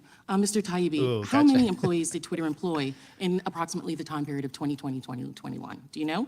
I don't. Okay, it was 7,500. Do you know how many were in its legal team during that time period? I don't. I'm sorry. And do you know how many were in its public policy team? I don't. Mr. Shellenberger, do you know how many were employed in content moderation during that time? I do not know. Okay. So we're looking at thousands of employees overall, and hundreds in offices were the focus of emails and documents you released. I will ask you, Mr. Shellenberger, how many emails did Mr. Musk give you access to? I mean, we went through thousands of emails. Did he give you access to all of the emails for the time period in which? Yeah, I never had a single request denied. And not only that, but the amount of files that we were given were so voluminous that there was no way that anybody could have gone through them beforehand. And we never found an instance where there was any evidence that anything had been taken out. Okay, so you would believe that you have probably millions of emails and documents, right? That's correct, would you say? I don't know. No, I think the number's Sounds less than too that. high. Okay, 100,000? 600 million? Probably. Yeah. Probably 6 close to million. 100,000 that both of you are saying. Yet in the Twitter files, Mr. Taibbi, you've produced only 338 of those 100,000 emails. Yeah, Is that not correct? all of them. That's correct. Yes. And then who pertain to gave you what the access issue to is. these emails? Who was the people at Twitter. individual that gave you permission to access the emails? Well, the attribution from my story is sources at Twitter, and that's what I'm going to refer to. Okay. Did Mr. Musk contact you, Mr. Taibbi? Again, the attribution from my story is sources at Twitter. Mr. Shellenberger, did Mr. Musk contact you? Actually, no. I was brought in by my friend Barry Weiss, and so this story, there's been a lot of So misinformation. Mr. Weiss or brought you in. disinformation about Mr. that. Taibbi, Miss. Ms. Weiss, thank you. Mr. Taibbi, have you had conversations with Elon Musk? I have. Okay. Mr. Taibbi, did Mr. Musk place any conditions on the use of the Would the gentlelady yield for a second? as long as my time is not used. Are you trying to get journalists? No, I'm not trying disclose to their get, no, sources? I'm not. Well, I it am sure sounds asking, like it. no, well, if you will let me finish. And you had conversations with him, you said you weren't going to agree to who your sources were. I'm not asking you your source. I'm asking you if you had conversations with the owner of Twitter. And did Mr. Musk place any conditions on your use of the emails or documents? No, in fact, I was told explicitly that we were given license to look at present-day Twitter as well as past Twitter. So you had unfiltered access absolutely to not, Twitter's JC. internal Not a fan. communications and systems? Yes. Would those include HR files? Yes, she did. No. My goo. We did not have access to personal information of any kind. In fact, we signed a waiver Have you produced that waiver to the members of anyone on this committee or any staff? Why? I'd be happy to Have you? produce it. Did I you haven't, subpoena it? but I'd be happy. Have you given all of the access to what you were given by your source to this committee? No, and I would never do that. Okay. I didn't ask if you were giving the committee, the individuals, but all of the files? No, you have not? No. So what we were getting is your dissemination, your decision as to what was important and not important in that, correct? Which is true in every news Is story. in every story. But you have files that you say you are sharing, but those files are just a smaller period of the files. Is that correct? Yes. Yes? there's- Okay, thank you. And the FTC investigation of Twitter, you knew that they were investigating Twitter before the time period that Mr. Musk came on? I was aware of it. Yes. And the FTC was concerned with user data being hacked or used? Is that correct, that they didn't have enough checks and balances on that data? Well, I wasn't privy to that part. Have you seen the consent decree? No, I have not. Okay, well, the consent decree is concerned with user data, which would be probably the User? reason that they were concerned if they're giving files to journalists that potentially data about users as well as data about individuals Datas. and employees would be given to them. My understanding So is I that didn't they ask didn't a ask- question. I didn't ask you a question, sir. They're Okay? such pigs. So do you know that Elon Musk paid $44 billion for Twitter? Is that correct, Mr. Schellenberger? Were you aware of that? Yes, I read that. And did you know that he received that part of the funding from Saudi Arabia as well as Oh, Qatar? Lord. I heard that. And did you know that one of those individuals who owns Beyonce, was the company, Binance, while he has Canadian Beyonce. citizenship, he is a Chinese national? Were you aware of that? I did not know that. Okay, and that he stated that that was for the cause. But thank you very much for answering my questions. I yield back. Chair now recognizes the gentlelady from Wyoming. I think that lady, Plaskett, I think she was in Coming to America, sexual chocolate. I'm pretty sure that that's sexual chocolate. For 5 minutes with the gentlelady, yield for 20 seconds. Yes. I thank the gentlelady for yielding. I just think this is interesting. First, the FTC is asking for your backgrounds, and now the ranking member of the Committee on the Weaponization of Government is asking for your sources. If I that never doesn't asked them raise- for their sources. Yes, you I did and not we- ask for sources. Yeah, well, I asked the if they were gentlelady is not- talking the to gentlelady Elon is not- Musk. not And they recognized. said that they were not talking. Well, you are not going to say I would I've yield asked back. for I sources. would yield back to the Thank gentlelady. you. I thank her for With yielding. respect, you asked me who gave me I asked you who files. gave it to you, and once you said that they were your sources, I then asked you if you had spoken with Elon Musk. I did not ask you who those sources were. The For gentlelady the from record. Keep the Wyoming is record correct. recognized, and she will receive an additional 20 seconds. The gentlelady is recognized for 5 minutes of question. Thank you, Mr. Chairman, and thank you to our witnesses for being here today and all of your important work that you have put into writing the Twitter files. Thank you for your willingness to come here and be Right. subjected to the kind of abuse that we've observed when all you're trying to do is talk about the importance of the shit. First Amendment I and why just the federal took a look at government this one. should not be doing what they did and what has been evidenced in the Twitter files. I often say that sunshine is the best disinfectant. Oh, that- and boy, after you listening need to some you and sunshine, reading the lady. reports that I have, does our federal government need to be fumigated? Mr. Taibbi, I'd like to focus on Twitter Files Part 9, Twitter and other government agencies, as I think a lot of the evidence you present in this section touches on the major takeaways that are so important for Americans to understand Hey, about the what's shitty seriousness about it? of what was found in the Twitter files. In your testimony describing the cooperation between the federal government and tech companies like Twitter, you stated, quote, "A focus of this growing network is making lists of people whose opinions, beliefs, associations, or sympathies are deemed to be misinformation, disinformation, or malinformation," end quote. What's interesting to me is that what is missing from that list is the word unlawful. It's true, yes. And so it notably seems to be missing from the FBI's lexicon. In Part 9 of the Twitter files, Mr. Taibbi notes that the main conduit sending requests to Twitter would routinely label these flags as violations of Twitter's terms of service. Even Jim Baker, a Twitter employee at the time and someone who is allegedly a former general counsel of the FBI, stated, quote, "but also odd that they are searching for violations of our policies." Mr. Taibbi, what was the approximate percentage of the FBI requests to Twitter being based on the justification that the tweet violated the company's terms of service? Mr. Congressman, I would say that that was a standard disclosure or a standard disclaimer in almost all the communications from the FBI to Twitter. There would usually be a line in there saying something like, for your consideration, we believe the following 207 accounts may have violated your terms of service. But notably, they very rarely focused on words like truth or inaccuracy. Very often they use the words malinformation, misinformation, or disinformation. And so I think they were trying to shift the focus from Cocaine one idea Huggy to the other. Bear. Okay, I think that's interesting as well. What do you make of the finding that the FBI found it its responsibility to police violation of a private company's terms of service as a priority over policing violations of U.S. federal law? There were a couple of very telling emails that we published. One was by a lawyer named Sasha Cardile, where the company was being so overwhelmed by requests from the FBI, and in fact, they gave each other a sort of digital high five after one batch, saying that was a monumental undertaking to clear all of these. But she noted that she believed that the FBI was essentially doing word searches keyed to Twitter's terms of service, looking for violations of terms of service, specifically so that they could make recommendations along those lines, which we found interesting. Do you believe it's the FBI's responsibility to police the terms of service for a private company? I do not. I think you cannot have a state-sponsored anti-disinformation effort and also without directly striking at the whole concept of free speech. I think the two ideas are in direct conflict, and this is a fundamental misunderstanding, I think, of a lot of the people who get into this world. Some of them, I believe, in a well-meaning way. I think they're actually trying to accomplish something positive, but they don't understand what free speech means and what happens when you do this. It undermines the whole concept that truth doesn't come from, isn't mandated, that we arrive at it through debate and discussion. Well, in fact, wouldn't you agree with me that the First Amendment is broader than Twitter's terms of service? Absolutely, yes. Yeah. And wouldn't you also agree with me that the FBI is responsible for complying with the First Amendment, not Twitter's terms of service?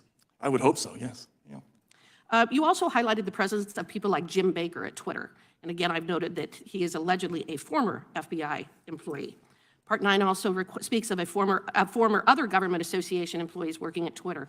What was the extent to which you found former FBI or other intelligence community employees working at Twitter? And did you find it odd? There was a significant quantity of people who had come from the intelligence world or who had worked at state agencies. In fact, that was a very common method by which members of people who are currently working in government would reach out to Twitter. For instance, we found an email by a current State Department official who reached out to a former State Department official asking that 14 ordinary Americans have their accounts deleted. That was in a recent Twitter Files release. So yes, there's an extraordinary number of these people. A lot of them come from the intelligence world, which we did find unusual, I think. Okay, thank you very much, and I yield back. Gentlelady's time has expired. I thank her. The gentleman from California is recognized for 5 minutes. Thank you, Mr. Chairman. I still try to figure out where all of this is going to go, but we've heard a lot from our Republican colleagues claiming that somehow all of this interaction has led to Twitter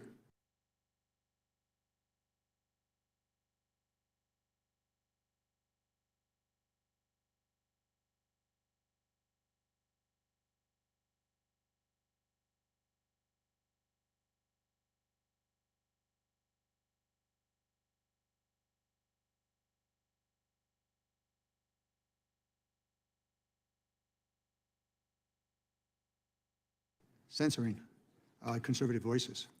And I really want to And look I think at I what was the muted. evidence is Motherfucker. that has or has not happened. In 2020, Twitter commissioned. Let me just say, this is what I tried to say. The Twitter files, when they first came out, I followed them. I bookmarked whoever was notifications for who was doing them. I'm not muted now, bitch.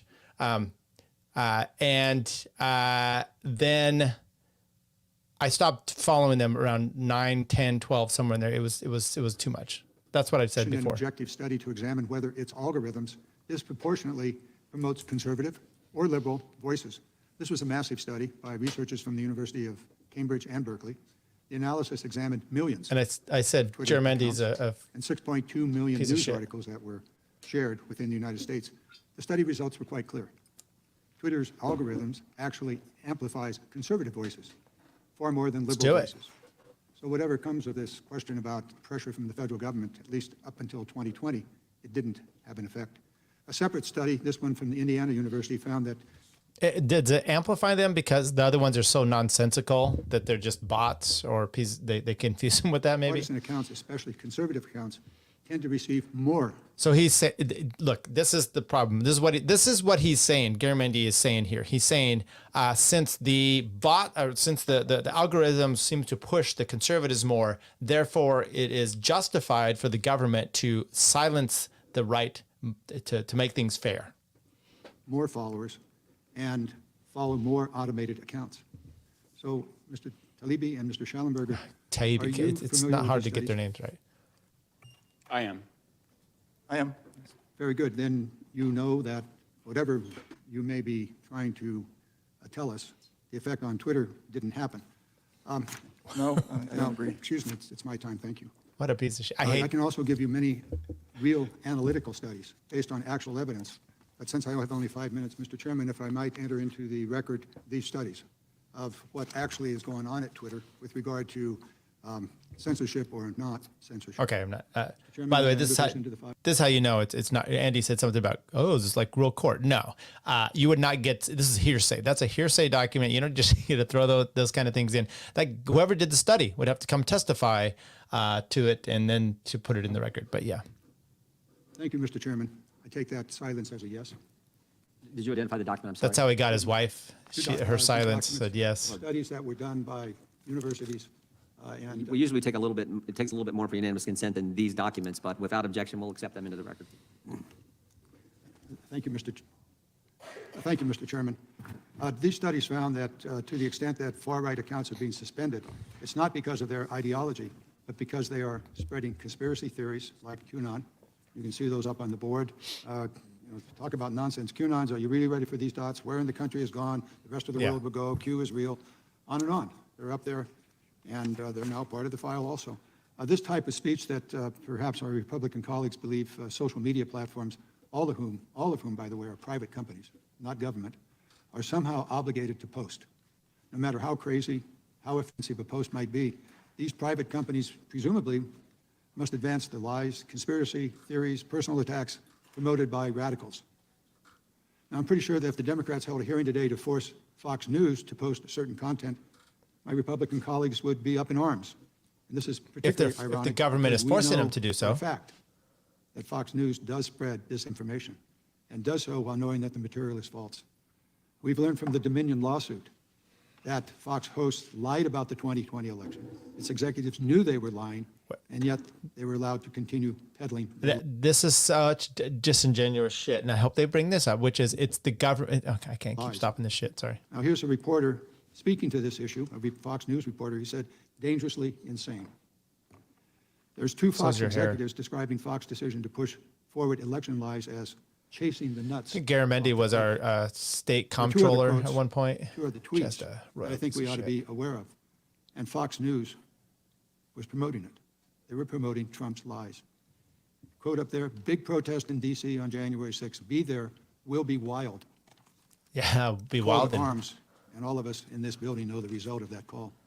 No. The second one, Mike Pence didn't have the courage to do what needed to be done to protect our country. What's that? Now he's talking about January 6th. This is the speech that my Republican colleagues would have us to believe is being wrongly, quote unquote, censored by social media companies.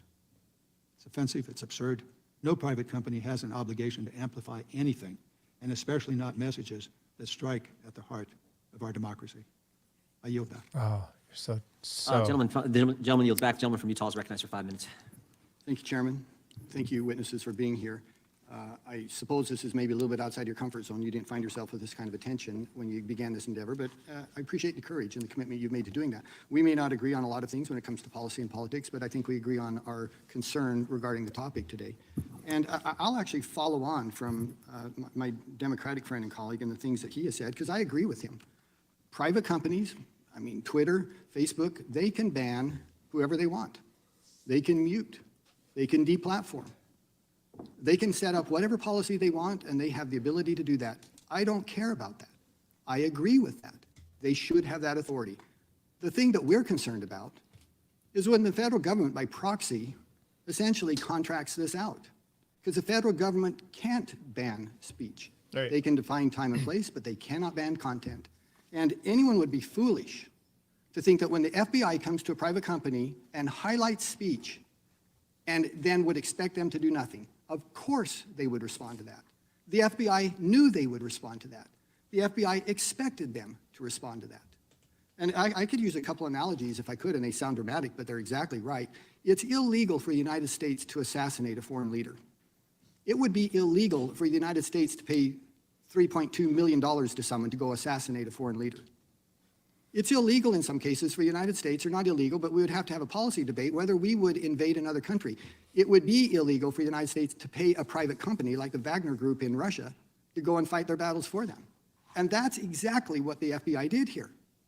They said, well, we can't do this ourselves. We'll contract it out. We'll launder this effort through another company.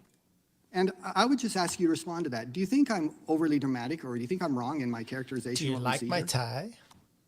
I don't. I think that's absolutely correct. Freedom of speech is the foundation for our democracy, and what we've seen here is federal government putting extraordinary amounts of pressure both on Twitter and Facebook. And we haven't talked about Facebook, but we now know that we have the White House demanding that Facebook take down factual information, and Facebook doing that. And with Matt's thread this morning, we saw the government contractors demanding the same thing of Twitter. Accurate information, they said, that needed to be taken down in order to advance a narrative. Yeah. And I have to interrupt just to agree with you. For heaven's sakes, again, we've heard over here, well, they got to take, Fox News lies. There's a reason that 20% of the people trust media. Oh my gosh, if you want to have a conversation about lies and deception in the media, I would love to engage in that, because we've seen plenty of it over the last 6 years, and it's not coming from just Fox News. New York Times, CBS, NBC, every single one of them were saying things that they knew was not true. And they didn't say it once, they said it for years. And the White House, again, trying to stifle things that they know is true, but it doesn't fit their narrative. And I got to give one illustration in the minute I have left. When you have an agent, Mr. Chan, who goes to his Twitter and says, please see below list of Twitter accounts which we believe violate your terms of service. Chan was the FBI guy, I think, that was going back and forth. How do you respond to that and defend that? Yeah, FBI should be looking at other private companies' policies and then highlighting, hey, these people might be violating your policies. Either one of you, Mr. Taibbi. If I could, yeah, no, I think thank you, Mr. Congressman, and there's an important point. In conjunction with our own research, there's a foundation, the Foundation for Freedom Online, which, there's a very telling video that they uncovered where the director of Stanford's Election Integrity Partnership talks about how CISA, the DHS agency, didn't have the capability to do election monitoring, and so that they kind of stepped in to fill the gaps legally before that capability could be amped up. And what we see in the Twitter files is that Twitter executives did not distinguish between DHS or CISA and this group EIP. For instance, we would see a communication that said, from CISA escalated by EIP. So they were essentially identical in the eyes of the company. EIP, by its own data, and this is in reference to what you brought up, Mr. Congressman, according to their own data, they significantly targeted more what they call disinformation on the right than on the left by a factor, I think, of about 10 to 1. And I say that it's not a Republican at all. It's just a fact of what we're looking at. So yes, we have come to the realization that this bright line that we imagine that exists between, say, the FBI or the DHS or the GEC and these private companies is illusory, and that what's more important is this constellation of kind of quasi-private organizations that do this work. Well, we're over time, so I'll conclude with reemphasizing this. By a factor of 10 to 1, they tried to mute conservative thought, and the federal government cannot contract out suppression of free expression. Who's banging on their mic? Thank you, gentleman's time has expired. The gentleman from Texas is recognized for 5 minutes. Thank you, Mr. Speaker.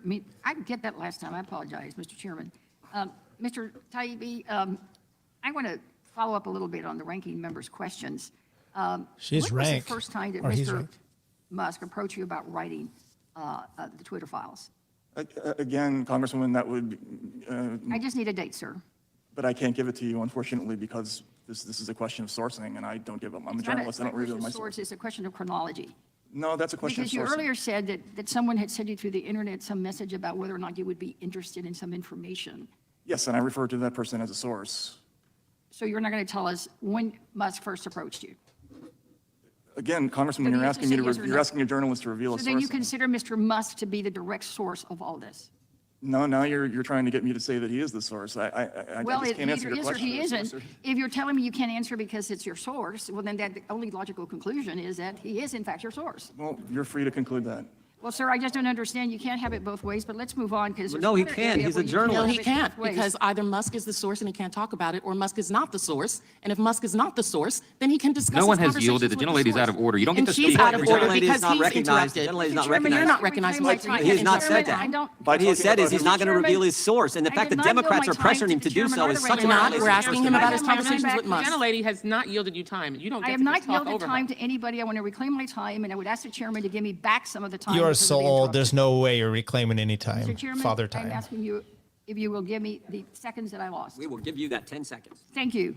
Now, let's talk about Cruz another is a item that senator, when you though. This responded is- to the this is ranking member. Congress. You said that you had free license to look at everything, but yet you yourself posted on your I guess it's kind of like a web page. I don't quite understand. I what don't SubStack understand. is, but that what I can say is that in exchange for the opportunity to cover a unique and explosive story, I had to agree to certain conditions.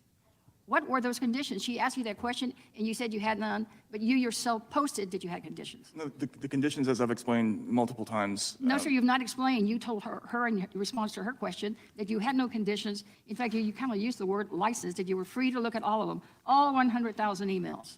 The question was posed, was I free to write about? Sir, did you have any conditions? The condition was that we Kate. published Sir, on did you Twitter. have any This is what conditions, you yes just- or no? A simple question. Scratch out the word Yes. old. All right, could you tell us what conditions those were?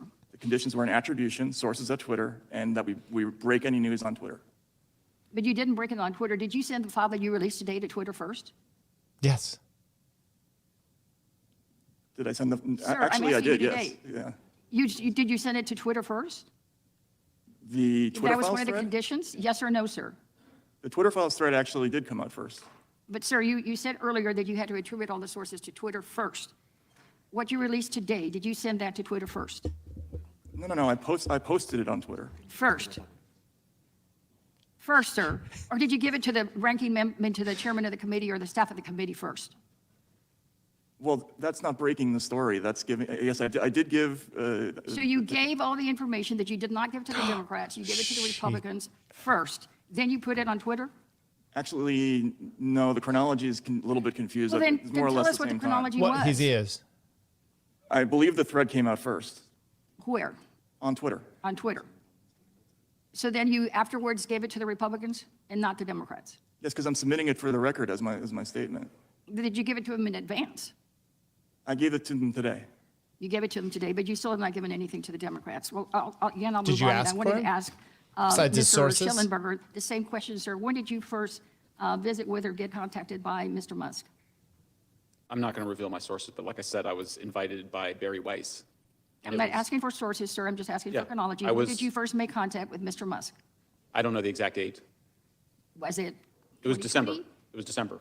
December of, well, there's a lot of Decembers in December of history. last year. God, Which lady. December? December of last year, ma'am. Last year, the 22? Yes. All right. Now, There's a lot of Decembers, but only one of them, Musk has owned Twitter. in your discussion, in your answer, you also said that you were invited by a friend, Barry Weiss. My friend Barry Weiss. So this friend works for Twitter, or what is her? She's a journalist. Sir, I didn't ask you a question. I'm now asking Mr. Schellenberger a question. Please Yes, do ma'am. not Barry Weiss is a interrupt. journalist. I'm sorry, sir? She's a journalist. She's a journalist. So you work in concert with her?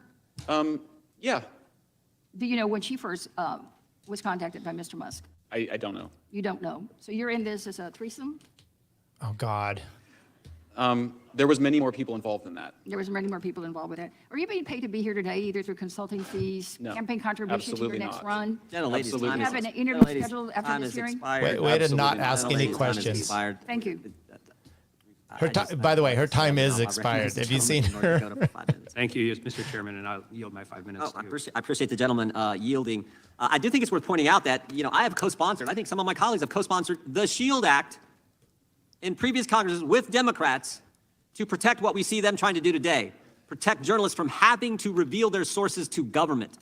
That used to be a shared position in the Congress. Unfortunately, as we're seeing now, multiple occasions, it's not the position anymore. Mr. Schellenberger, I want to go to Twitter Files Part 7. I related a lot of what you put in there in my opening statement. And I want to give you as much time as you want. because I'm going to read the very first sentence, because something jumped out at me when I read the first sentence. Oh, boy. In Twitter files number 7, the FBI and the Biden laptop. You say this: how the FBI and intelligence community discredited factual information about the Biden foreign business dealings both after and before the New York Post revealed the contents of his laptop on October 14th, 2020.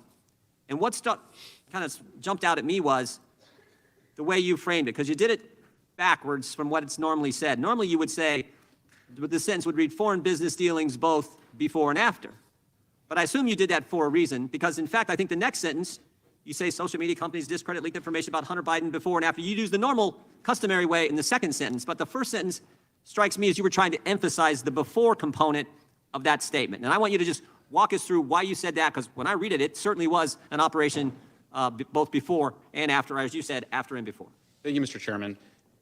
Reading through the whole sweep of events, I do not know the extent to which the influence operation aimed at pre-bunking the Hunter Biden laptop was coordinated. I don't know who all was involved, but what we saw was, you saw Aspen and Stanford many months before then saying, don't cover the material in the hack and leak without emphasizing the fact that it could be disinformation. Okay, so they're priming journalists to not cover a future hack and leak in the way that journalists have long been trained to, with in the tradition of the Pentagon Papers, made famous by the Steven Spielberg movie. They were saying, cover the fact that it probably came from the Russians. Then you have the former general counsel to the FBI, Jim Baker, the former deputy chief of staff to the FBI, both arriving at Twitter in the summer of 2020, which I find what an interesting coincidence.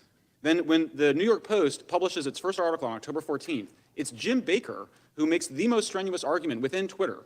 Multiple emails, multiple messages saying this doesn't look real. There's intelligence experts saying that this could be Russian disinformation. He is the most strenuous person inside Twitter arguing that it's probably Russian disinformation. The internal evaluation by Yoel Roth, who testified in front of this committee, was that it was what it looked to be, which was that it was not a result of a hack and leak operation. And why did he think that? Because the New York Post had published the FBI subpoena taking the laptop in December of 2019, and they published the agreement that the computer store owner had with Hunter Biden that gave him permission after he abandoned the laptop to use it however he wanted. So there really wasn't much doubt about the provenance of that laptop. But you had Jim Baker making a strenuous argument. And then, of course, you get to a few days after the October 14th release, you have the President of the United States echoing what these former intelligence community officials were saying, which is that it looked like a Russian influence operation. Yeah. So they were claiming that the laptop was made public by a conspiracy theory. And the conspiracy theory that somehow the Russians got it, and they convinced Yoel Roth Jim Jordan that they convinced him this wild hack and leak story, that somehow the Russians stole it, got the information, gave it to the computer store, and it was bizarre. So you read that chain of events, and it appears as though there is an organized influence operation to pre-bunk. Why? Why do you think they could predict the time, the method, and the person? Why could the FBI predict it? Not only did they predict it, they predicted it, so did the Aspen Institute. Yeah. Seemed like everyone was in the know saying, here's what's going to happen, we can read the future. How do you think they were able to do that? I think the most important fact to know is that the FBI had that laptop in December 2019. They were also spying on Rudy Giuliani when he got the laptop and when he gave it to the New York Post. Sweating now, his maybe the FBI agents were going hair. to Mark Zuckerberg at Facebook and to Twitter executives and warning of a hack and leak, potentially involving Hunter Biden. Maybe those guys didn't have anything to do with the guys that had the laptop. We don't know that. But I have to say, as a newcomer to this, as somebody that thought it was Russian disinformation in 2020, everybody I knew thought it was Russian. I was shocked to see that series of events going on. Wow. It looked to me like a deliberate influence operation. I don't have the proof of it, but the circumstantial evidence is pretty disturbing. It's pretty overwhelming. Thank you, Mr. Shellenberger. Now recognize the gentleman from New York, Mr. Goldman, for 5 minutes. Oh, I think it's Mr. Allred first. Oh, I'm sorry. You just walked in. Recognize the gentleman from Texas. Go right ahead. Well, thank you, Mr. Chair. I'd like to ask unanimous consent to enter a few tweets into the record. Sure. Can you identify the tweets? Let's see it. I think staff should have them. Could we put the tweets If you up put on Andy's tweets in there, my God, that's going to be great. A bunch of N-bombs. Oh, let's take a look at a couple of tweets Yay. from Yay. Kanye West, Yay. who now goes by Yay. At Yay. the time of these tweets, had 32 million followers. Mr. Taibbi, can you read the tweet on the left? Can you see the text there? I actually can't. My eyesight is not so great. I'll read it to you. It says, I'm a bit sleepy tonight, but when I wake up, I'm going DEFCON 3 on Jewish people, in all caps. The funny thing is, I actually can't be anti-Semitic because black people are actually Jew. Also, you guys have toured with me and tried to blackball anyone who ever opposes your agenda. And can you see the tweet next to it? By the way, they're going to do this, and if his question is government suppression, then fine. If it's just like, hey, mean tweet, go fuck yourself. Again, yes. It's would you describe it? It's a Star of David, the swastika in the middle of it. Swastika. Yes. Should those tweets have been taken down by Twitter? I think it's a difficult question. Hate speech is protected in the United States. One of my heroes growing up was the Ukraine-born author Isaac Babel. He gave a speech at the first Soviet Writers' Congress, and he was asked if any important rights had been taken away. And he sarcastically answered, no, the only rights that have been taken away are the right to be wrong. And the crowd laughed, but he was making an important point, which is that in a free country, you can't have freedom without the freedom to be wrong. Well, let's move on to a couple of other tweets, not from somebody with 32 million followers. This one says, Elon now controls Twitter. Unleash the racial slurs, K-word and N-word. The other one says, I can freely express how much I hate N-words now. Thank you, Elon. See, these tweets those were aren't taken Andy. down, even by Elon Musk's Twitter, and they should have been, because they're hate speech. And they lead to real-world reactions. In fact, in the 12 hours after Elon Musk's acquisition of Twitter, hate speech of all kinds spiked on Twitter, including a 500% increase in the use of the N-word. And it's not just online. From 2021. First of all, I'm trying to remember where I read this, but I don't think that study is correct. So, from 2020 to 2021, hate crimes rose almost 44% in major cities. So hate speech online has real impacts in life. You don't know that. that. So does election misinformation and propaganda online. Now, Mr. Taibbi, I've read a lot of your work. I respect some of it. But you've cast a lot of doubt on Russian interference in our elections. And today, you have virtually alleged a vast government conspiracy to censor speech. But I can tell you that the threat to our democracy, I'm not asking you a question. I'll let you know when I do. I can tell you that the threat to our democracy is very real. And it's not just the elections that get all the headlines. In 2018, in a congressional race, two Kremlin-aligned foreign nationals named Lev Parnas I think the lady on and Igor his Fruman on our right succeeded thinks he's in just funneling illegal putting Russian pop. money to a Trump-aligned super PAC that spent $1.3 million to support the Republican candidate. That was my election. My neighbors in East Dallas saw advertisements online, in their mailbox, and on their TV paid with Russian money. That's not my opinion. That's a fact, proven in the Southern District of New York.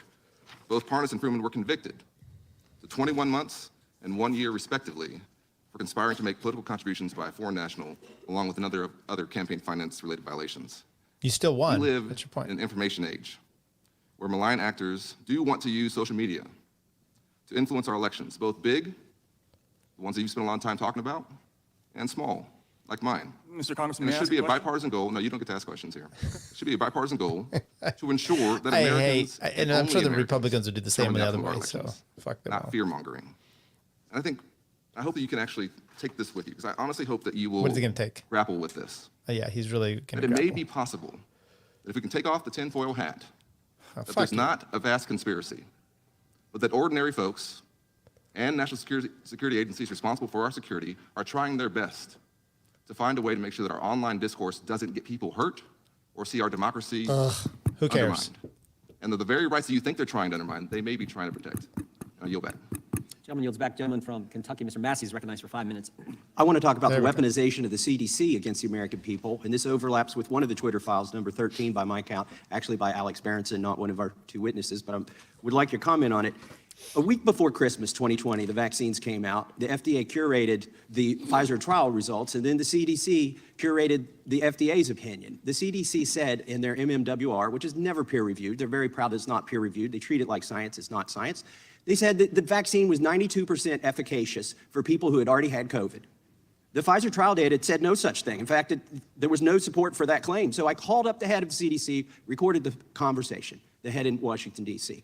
She said she'd get the top scientists on the line. There was a snowstorm that day, so I was impressed. She got this top scientist on the line. They said I was Eagle Eye Massey. They couldn't believe how that statement had made it into their report and that I was absolutely correct. There was no support for it. So I said, how are you going to fix it? You're going to redact it? You're going to change it? What are you going to do? They said, we'll do all of that. I said, great. A month later, it was still on their website. I made some more phone calls. They brought in an old hand, an old fixer, Dr. Shushat. These are her notes of her phone call with me about natural immunity. In January, when I called him out on it again, these are the entirety of her notes that were obtained in the FOIA from somebody, a third party. They're blue? I took all of my recordings, released them to Cheryl Atkinson. She blew the whistle on this. A lot of people have forgotten about it. Here's why I find it interesting, and I'm going to tie it into the Twitter files. And by the way, I told them I was not anti-vax. I said the problem with your story is there's a misallocation of vaccines which are not available for all the old people in Kentucky, but you got young people in Kentucky taking them. Right. Because you're telling them on the website, even if you've had COVID, go get it. So that was my complaint. Thanks for joining me in this rodeo circus. May 10th, 2021, Todd O'Boyle, this name will come up in the Twitter file later. He is the top lobbyist in Twitter's Washington office, who was also Twitter's point of contact in the White House. He encouraged the CDC to enroll in the partner support program. Oh, okay. The CDC is now a partner with Twitter because they're in the partner support program. He said, in the future, that's the best way to get a spreadsheet like this reviewed. Now, this is an email from between Todd O'Boyle and the folks at CDC. By the way, let me talk to this too. These are more of my conversations with the CDC, completely redacted the subject thereof. Next one, please. I also found as a result of the FOIA, CDC tracks every tweet that a congressman puts out. Not just Republican, but Democrat. They keep a spreadsheet, they make it every week. This showed up in the FOIA for me, because I'm in their spreadsheet that they track. Why is this interesting? Okay, so they're tracking congressmen's tweets at CDC. They're enrolled in the partner support portal at Twitter. And then I found, this is why, I found Alex Berenson's report very interesting, because what he found out is that Scott Gottlieb worked hard and Twitter complied, it looks like, to censor a tweet from a doctor about natural immunity. Guess what? On the same day that doctor's tweet was censored, so were my tweets on natural immunity. Why is this important? What is consequential about the date? This is 3 days after the military vaccine mandate came out and a week before the federal vaccine mandates came out. This truth was toxic to a narrative that Pfizer was spreading, that Joe Biden wanted out there so that he could force the vaccine on everybody, whether you had natural immunity or not. Now, I actually, good point. You guys might not agree with me on this. I don't think the press gets special privileges on the First Amendment. I don't think Congress does. I think every American, by virtue of being an American, has the right to free speech enshrined in the Constitution. I'm not so much worried that they censored a congressman, but they disabled all the comments from my constituents. Those are the voices they squelched. And my beef is not with Twitter, but my beef is with the CDC and these federal agencies. And I encourage you all, if you can, to find more about this. And do you have either of you have any comments on this topic? Yeah, absolutely. The gentleman's time expired, but the gentleman may still had 3 seconds. Witnesses may respond. Okay. Just quickly, we found just yesterday a tweet from the Virality Project at Stanford, which is partnered with a number of government agencies on Twitter, where they talked explicitly about censoring stories of true vaccine side effects and other true stories that they felt encouraged hesitancy. Now, censoring true. Yeah, so they use the word true 3 times in this email. And what's notable about this is that it reflects the fundamental misunderstanding of this whole disinformation complex, anti-disinformation complex. They believe that ordinary people can't handle difficult truths. And so they think that they need minders to separate out things that are controversial or difficult for them. And that's totally contrary to what America's all about, I think. I'll just briefly add, this is very disturbing, because what they're doing when they're putting these labels on there is they're actually also trying to discredit you. So it's not just, it's a form of censorship, but it's also a disinformation campaign. And I think what Matt said is really important to understand. I mean, you go from a situation where we were fighting ISIS recruiting, and then it was Russian disinformation. And now they're in a situation where they're wanting to censor true information, accurate facts, because they're worried that people might behave in ways that they don't want them to. That involves mind reading at a level that is grossly inappropriate. I mean, I worry even about making this defense, because let's remember, the First Amendment protects our right to be wrong. It protects our right to lie. I mean, it's bizarre to me that we would need to make a defense of the First Amendment and remind people that we have a right to be wrong. And being wrong, as Matt was explaining, is a big part of being a human being and having a democracy. So this is disturbing and chilling, and you're absolutely right to be outraged by it. There needs to be a full truth and reconciliation that I hope everybody would appreciate having on this issue, because a lot of bad behavior has come out about what they've done. Thank you. Yield back. Good job. Gentleman's time has expired. We now recognize the gentleman from New York, Mr. Goldman. Actually, excuse me, it's Ms. Sanchez. I'm sorry. And Mr. Chair, since that went over 2 minutes with them responding, will you give an additional time? There's a question Ms. at the end of Sanchez? someone, it's customary, if there's a question at the end of someone's 5 minutes and the witnesses haven't responded, we'll give them time to do that. Many times you Up to guys 2 go over minutes? and then there's no I question. understand that, but 2 minutes. Okay, That's thank you. customary, so we'll certainly do that. Gentlelady from California is recognized, excuse me. I'd like to yield my time to Mr. Goldman. Thank you, Ms. Sanchez. Mr. Schellenberger, first, I'd just like to compliment you on your choice of tie today. Seems like we're on the same page. I would also just like to respond to your last point and just remind everyone that, of course, we all believe in the First Amendment, but the First Amendment applies to government prohibition of speech, not to private companies. I want to talk about your Twitter files number 7, Mr. Schellenberger. Are you aware that Rudy Giuliani was the sole source of the hard drive obtained by the New York Post? That is my understanding. And are you aware that Rudy Giuliani had been openly cavorting with agents of Russian intelligence throughout 2020? That is also my understanding. Now, this was the same Russian agent who had been feeding information to Senators Johnson and Grassley, I might add. Johnson. But also, are you aware that Rudy Giuliani told the New York Times that he did not want anyone to do an analysis of the hard drive until it was published? I was not aware of that exactly, but... But you don't dispute it? I don't dispute it. And are you aware that one of the New York Post reporters for the Hunter Biden story refused to put his byline on the story? Yes. And are you aware that Fox News called the story, quote, very sketchy, unquote? I'm aware that somebody at Fox News said that, yes. Correct. Brett Baer at Fox News said Yes. that. And are you aware that the FBI had nothing to do with Twitter's decision to pause the New York Post story? I am not aware of that. Okay, well, let me read you the testimony from Yoel Roth at the hearing we had on February 8th. Quote, the FBI was quite careful and consistent to request review of the accounts, but not to cross the line into advocating for Twitter to take any particular action.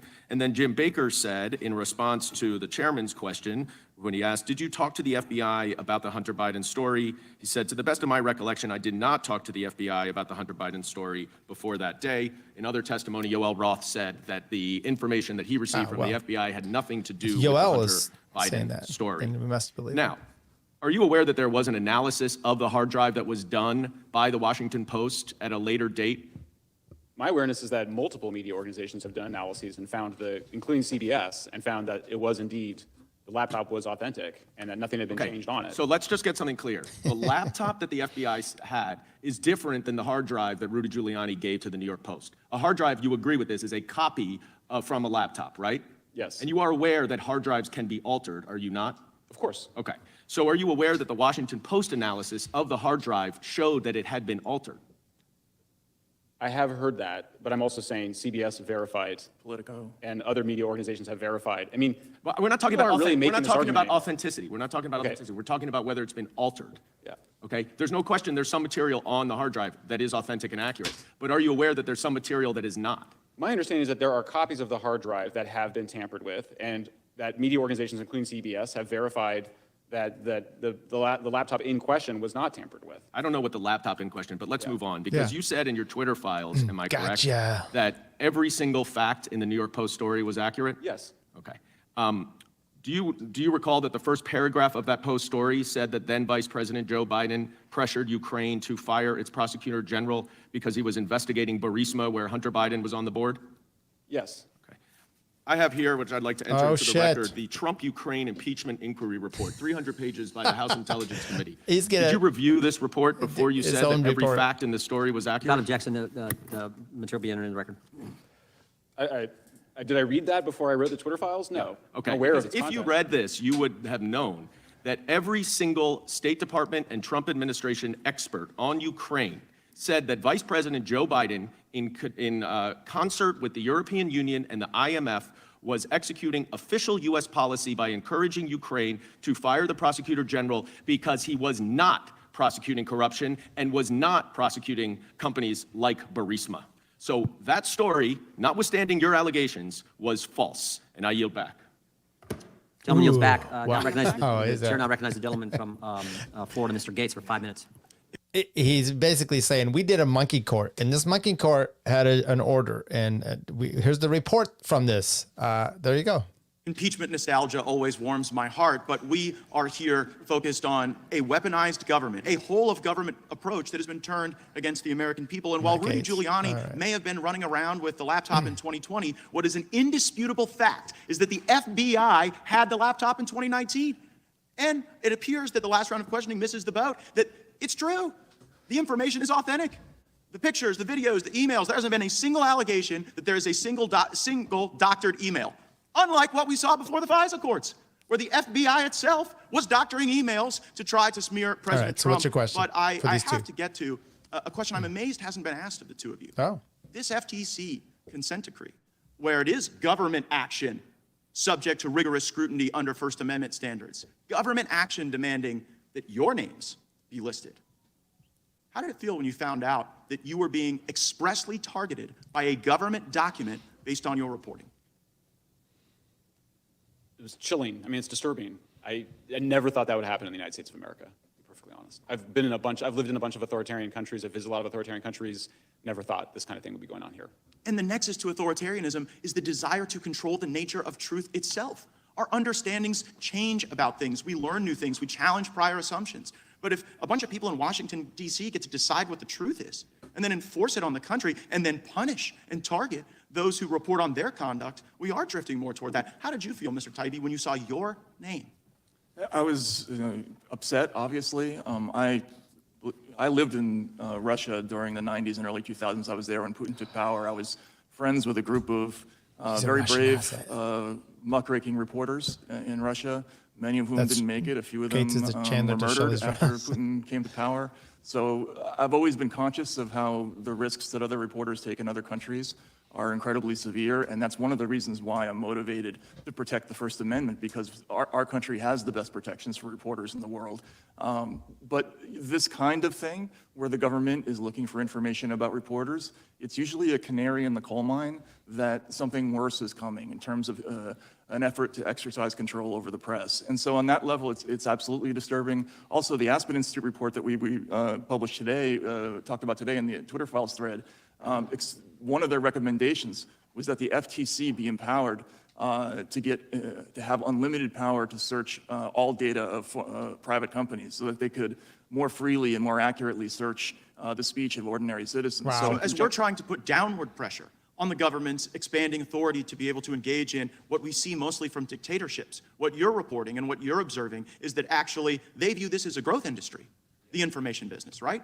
This Yes. censorship industrial complex is a growth industry to the government. I think the key thing also, yes, and the thing to understand is that NSF... What is NewsGuard, and how are they part of the censorship industrial complex? Yeah, and by the way, we talked about Richard Stengel. He's on the board of NewsGuard. NewsGuard and the Disinformation Index are both U.S. government-funded entities who are working to drive advertiser revenue away from disfavored publications and towards the ones that they favor. This is Tim Pool What I'm used to about in this using town is NewsGuard. government officials pick their favorite outlets and they give them the best scoops and they give them the best stories. And there's a fusion of media and government that has long made me uncomfortable. But what you're describing now is literally the directing of revenue to certain media companies over other media companies designed and implemented with U.S. government funding and support. That's right. That is an astonishing, if we do not take a look at NewsGuard, we have failed. And you talk about the brave reporting that occurs and what it subjects you to. I would suggest there's also political bravery that I have observed. While we've only heard from Democrats on this panel attacking you, discrediting you, a lot like they've tried to attack and discredit FBI whistleblowers who are truth tellers, there are brave Democrats who still believe in free speech. And I would advise my colleagues to look at the comments of Ro Khanna, who has been deeply, deeply concerned about this weaponization of government. And he believes these Twitter files are indeed worthy of our focus and our energy. And that is exactly A what Democrat, we're going to too. do. I yield back. I think the gentleman would now recognize the gentlelady from New York. I still have my 5 minutes, Mr. Chairman. Oh, that's right, I forgot. I understand why you may not. Because you were yielded 5. The gentleman from New York is recognized for 5 minutes. Thank Excuse you. me. Mr. Shellenberger, I may have misheard earlier, but is it your testimony here today that you disagree with the 2 indictments by Special Counsel Robert Mueller that definitively established that Russia interfered in our 2016 election through social media disinformation and a hack and leak operation? This guy's going back to that. Okay, Mr. Taibbi, do you disagree with those 2 indictments? Well, indictments aren't a thing to Do you disagree? with. They're about 40 or 50 pages. Do you disagree with the evidence outlined in those indictments? Well, indictments are just charges. I just asked you, do you disagree with the evidence included in those indictments? Yes or no? I'm not on the jury of that case. I couldn't possibly say yes or no. Okay, because you said earlier, I believe, that you did not see Russia, you could not confirm that Russia interfered in our election in 2016, that you don't believe that. Is that No, your testimony he here said today? You don't influence. believe that they did? I think it's possible that they may have on a small scale, but certainly not to what's been reported. What's been reported or what's been included in the indictments? Well, again, indictments are allegations. They're not proof. And I understand it's pretty detailed allegations. In the Mueller indictment, by the way. You should go read the indictment and then come back and tell us if you actually think there's no proof of it. Well, but let me move on. Let me move on, please. By the way, when please, let me move on. That's how this works. You should know that by now. So do you disagree I gotta yell with at the Special you Counsel and then Mueller's move on. conclusion in his report, Mr. Taibbi, that the Trump campaign knew about Russia's interference, they welcomed it, and they used it for their benefit? You have no reason to disagree with that, don't you? You have no information. So after that foreign interference in our 2016 election, Twitter and other social media companies naturally wanted to work with the intelligence community to stop Vladimir Putin from interfering in our elections again. Mr. Taibbi, do you think it's a legitimate pursuit of the FBI to try to stop foreign interference in our elections? Again, sir, will I be allowed to answer this question, or? It's a yes or no question. Do you think it's a legitimate pursuit of the FBI? It's not a yes or no answer. No. I'm not asking how. I'm saying, as an objective, do you think it's a legitimate objective of the FBI to stop foreign interference in our elections? No. I think it's a legitimate objective to stop actual foreign interference. Okay. I mean, I don't know what the difference is, but that's fine. Well, Since Russia used social media and disinformation, actual- according to Special Counsel Mueller, I understand you may disagree with the allegations, to interfere in our 2016 elections, are you trying to say that the FBI had no basis to inform social media companies about efforts to potentially interfere in our elections after 2016? I can tell you that I read internal Twitter emails where Twitter expressly talked about the fact that the FBI couldn't possibly know more than they did about whether or not there was Russian interference, and that in fact, even they couldn't determine which accounts were actually IRA and which ones weren't. Okay, I understand you like to filibuster. That was not an answer to my question. Filibuster. But I'll move Oh my on. God. Mr. Shellenberger, in all of the emails that you reviewed, did the FBI ever direct Twitter to take down any accounts or remove any posts? Yes. They directed Twitter to remove them, or they said these may violate your terms and services? Yes. I think that's an accurate use of the word direct. They said these may violate. You think that saying that Yes, these I may do. violate your terms and conditions is the same as directing them to take an account down? Yeah, I mean, I think if a police officer says, All right, well, you broke the law. very helpful. That's very helpful. I'm glad to know that you think flagging something for a private company to make a decision Why is the government about what they flagging should it? do is a direction. Now, Mr. Chairman, you have repeatedly said that this committee is all about protecting the First Amendment. And what's unfortunate here is that we are talking about Twitter, and that we are not talking about Republican government officials around the country who are banning books. And we are not talking about Would the gentleman yield? No, I will not. And we Guy, are not men talking are not about allowed Donald to Trump do drag queen jailing story hour. his My former God. counsel to prohibit him from publishing a This guy's book a that the tool. president did not want. All The right. former president literally jailed his enemy. And we're here talking about Twitter. Twitter. And Keep reading even from the with script. Twitter, Don't you get off cannot the script. find actual evidence of any direct government censorship of any lawful speech. Yeah, you And can. when I say lawful, I mean non-criminal speech, because plenty of give you one. speech is non-criminal. I'll give you one. Gentleman's time to expire. I'd ask unanimous consent to enter into the record the following email from Clark Humphrey, Executive Office of the Presidency, White House Office, January 23rd, 2021. That's the Biden administration, 4:39 a.m. Hey, folks. This goes to Twitter. Hey, folks, wanted to use the term they used the term Mr. Goldman just used. Wanted to flag the below tweet, and I'm wondering if we can get moving on the process for having it removed ASAP. Boom. That is. Could you read the below tweet? Boom. And then if we can keep an eye out for tweets that fall in this same genre, that would be great. This is a tweet on the very issue that Thomas. Can you Mr. just, Massey brought- for the fullness of the record, can you read the, because I've not seen this, can you read the tweet that it's referencing? I don't have the tweet here with me, but the gentleman's point was, tell us, you said no time did government try to tell Twitter to take that, to explicitly remove something, and No, I said says- explicitly remove lawful speech. Lawful speech. We're going to conflate. The First Amendment is not absolute. Twitter, this is something from Robert Kennedy Jr. But for the So record, I assume that's as lawful a point speech. of order, Mr. Chair. Because if Robert you- Kennedy Jr. just a said minute, it? That's just why a it's minute. lawful Well, speech? Just a minute, we'll get the Mr. tweet for it. Goldman. But all I'm saying is you Chair? said at no time did the government explicitly say to take a tweet down. Here we have it, right here, Mr. from the White Chair? House.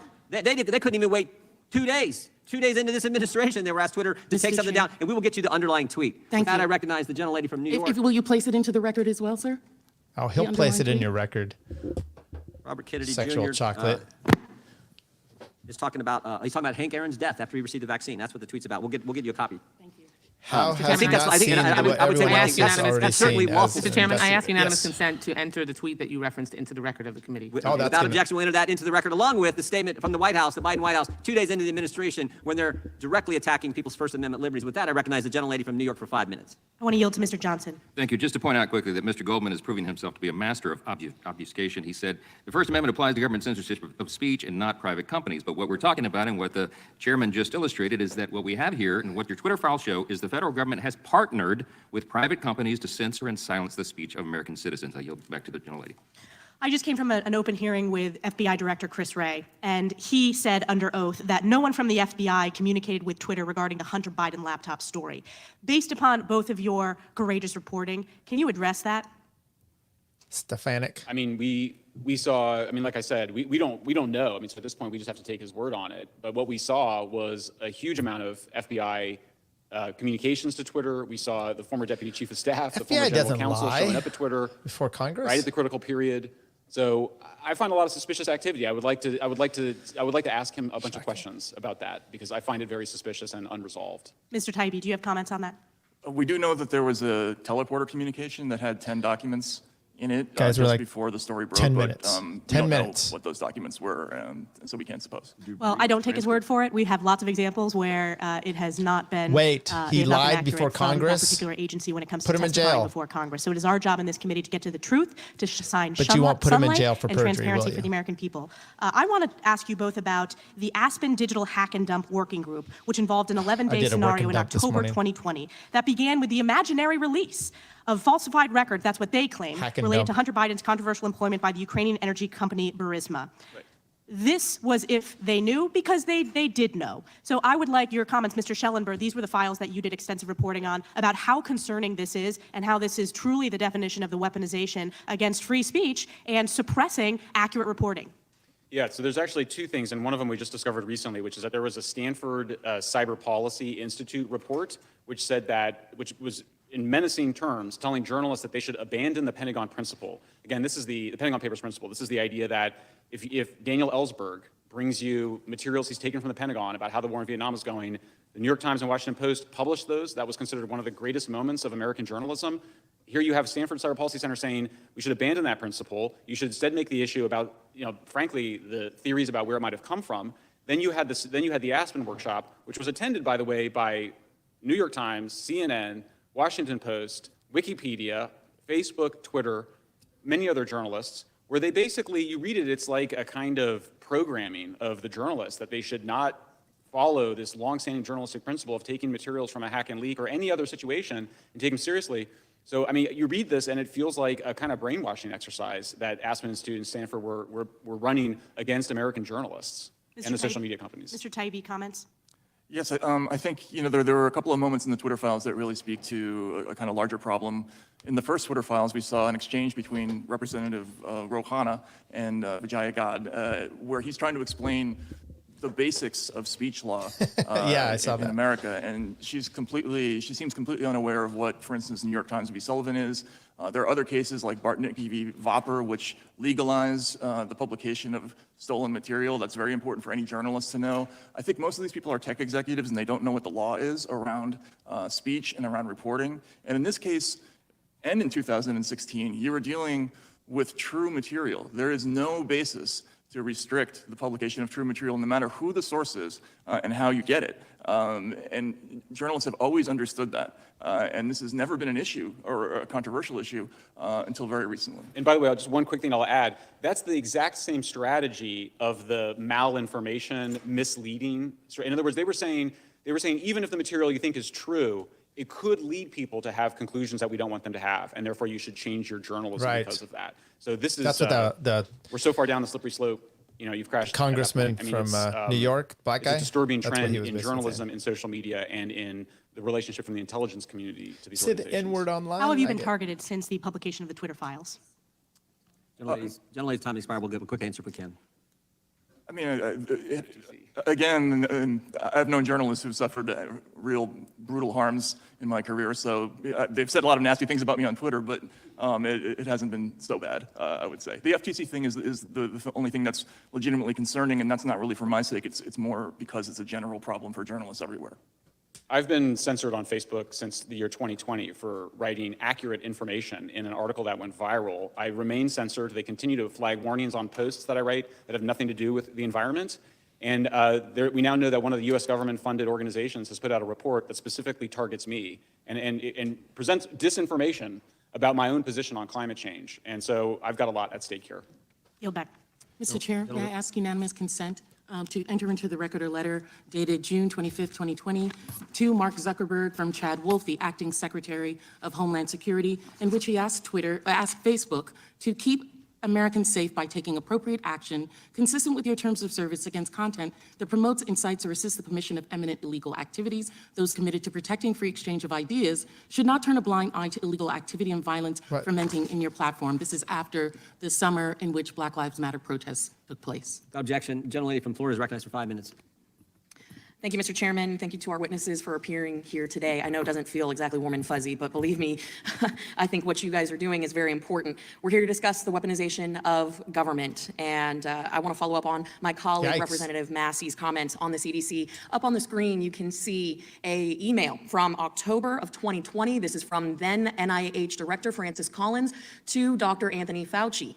It goes on in to say this proposal, talking about the Great Barrington Declaration, is from 3 fringe epidemiologists who met with the secretary, and it seems to be getting a lot of attention, even a signature, a co-signature from a Nobel Prize winner. Reef. Key line in here that I would like to point out. There needs to be a, quote, quick and devastating published takedown of its premises.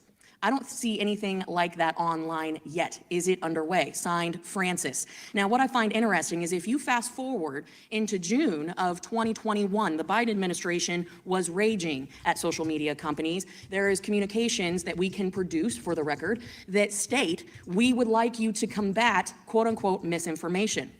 Now, we, thanks to the Twitter files, know that Twitter executives were using the term visibility filtering, and that really to the rest of the American general public was shadow banning, correct? Yes. Okay. So all of a sudden, we saw a rash of blacklists created by Twitter at the highest levels that were taking down some of the signatories and creators of this very Barrington Declaration, correct? This is to both of you. I haven't seen that, but... I haven't seen that either. Oh, whoops. So would you agree that there was a blacklist created in 2021? Sorry, yes, Jay Bhattacharya, the Stanford professor who I don't think anybody considers a fringe epidemiologist, was indeed, I'm sorry, I didn't piece it together. He was indeed visibility filtered. Correct. And so this blacklist that was created that really was used to deplatform, reduce visibility, create lists internally where people couldn't even see their profiles. That was used against doctors and scientists who produced information that was contrary to what the CDC was putting out, despite the fact that we now know that what they were publishing had scientific basis and in fact was valid. Right. Absolutely. And not only that, but these are secret blacklists. So Professor Bhattacharya had no idea he was on it. I mean, this is East Germany Stasi kind of behavior. That's what this is. And the Great Barrington Declaration, by the way, I was skeptical of it at the time, but it actually now looks pretty good in terms of yes, it does. how response to COVID.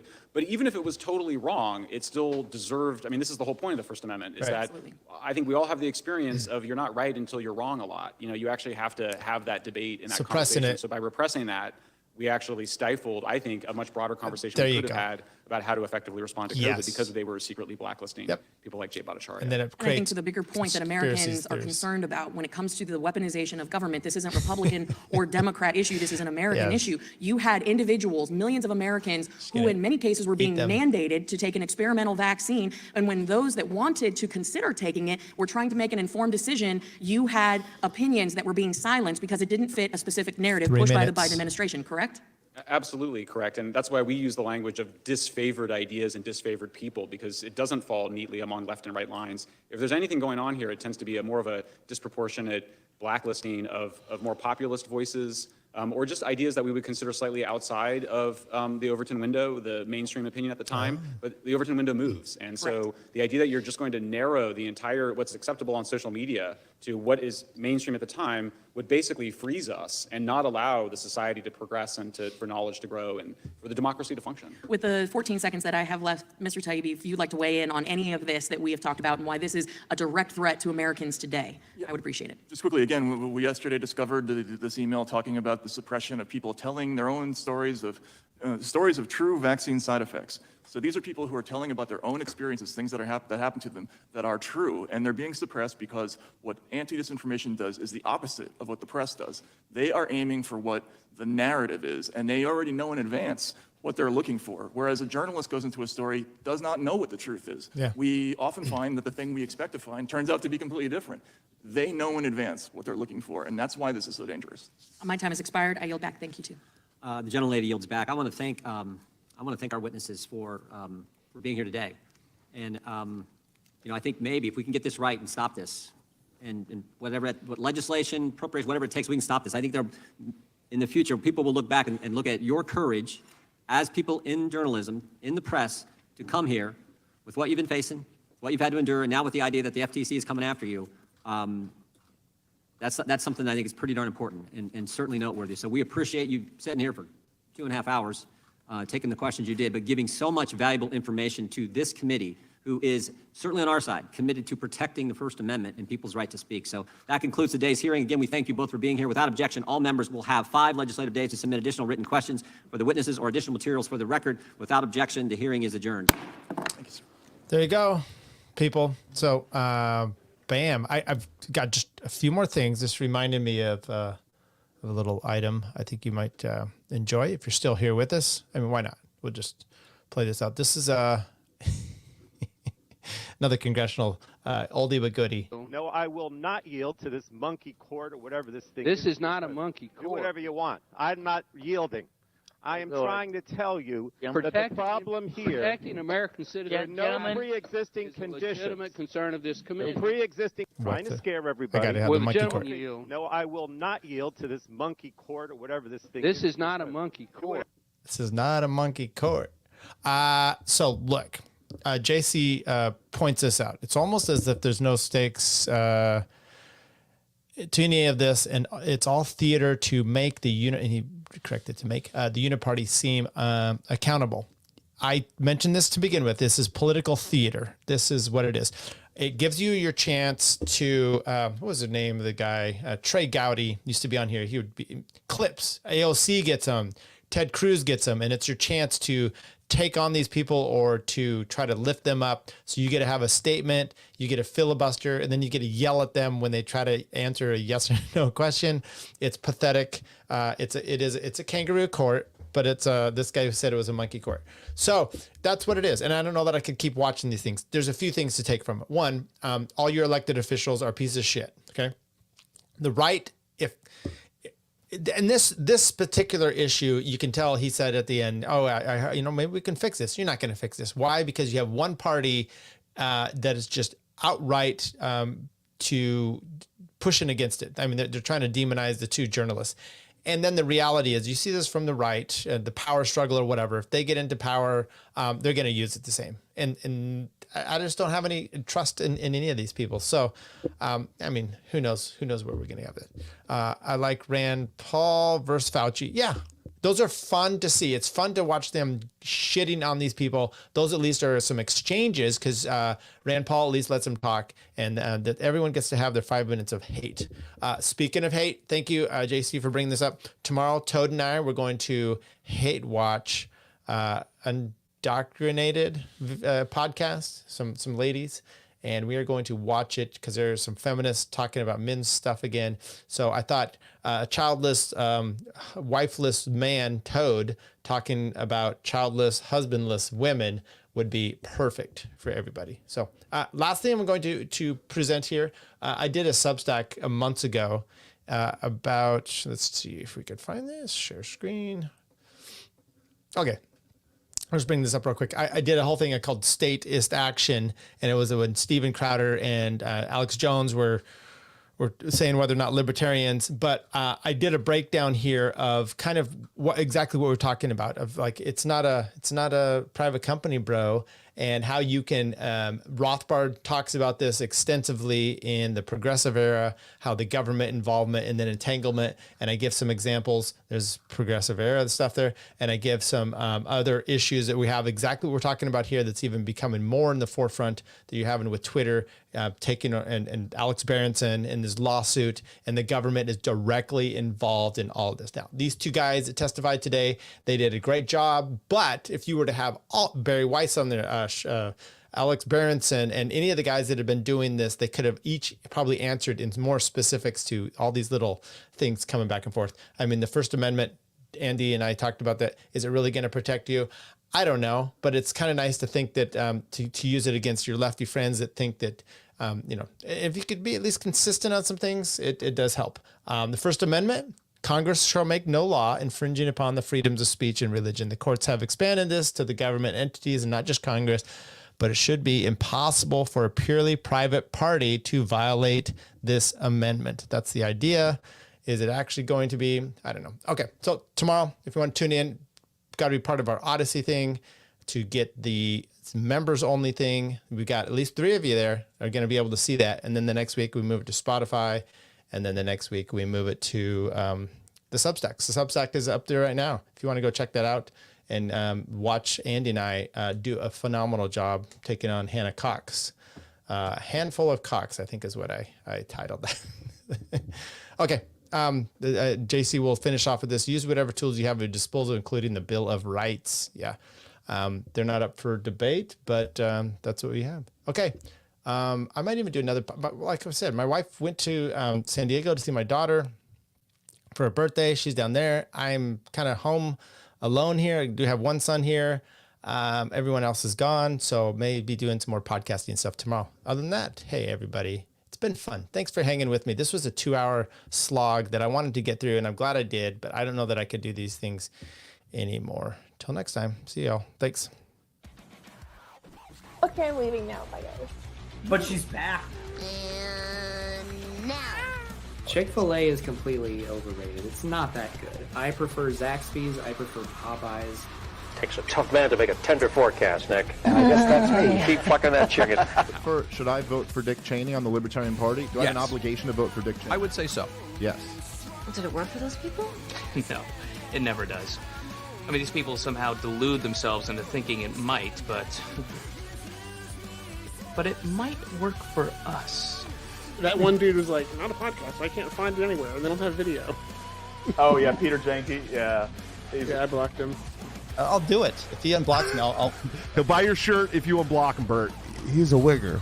Yeah, nothing cooler than a 49-year-old wigger. Like, I just started live streaming. Cut me some slack. I'm pretty high tech for a boomer.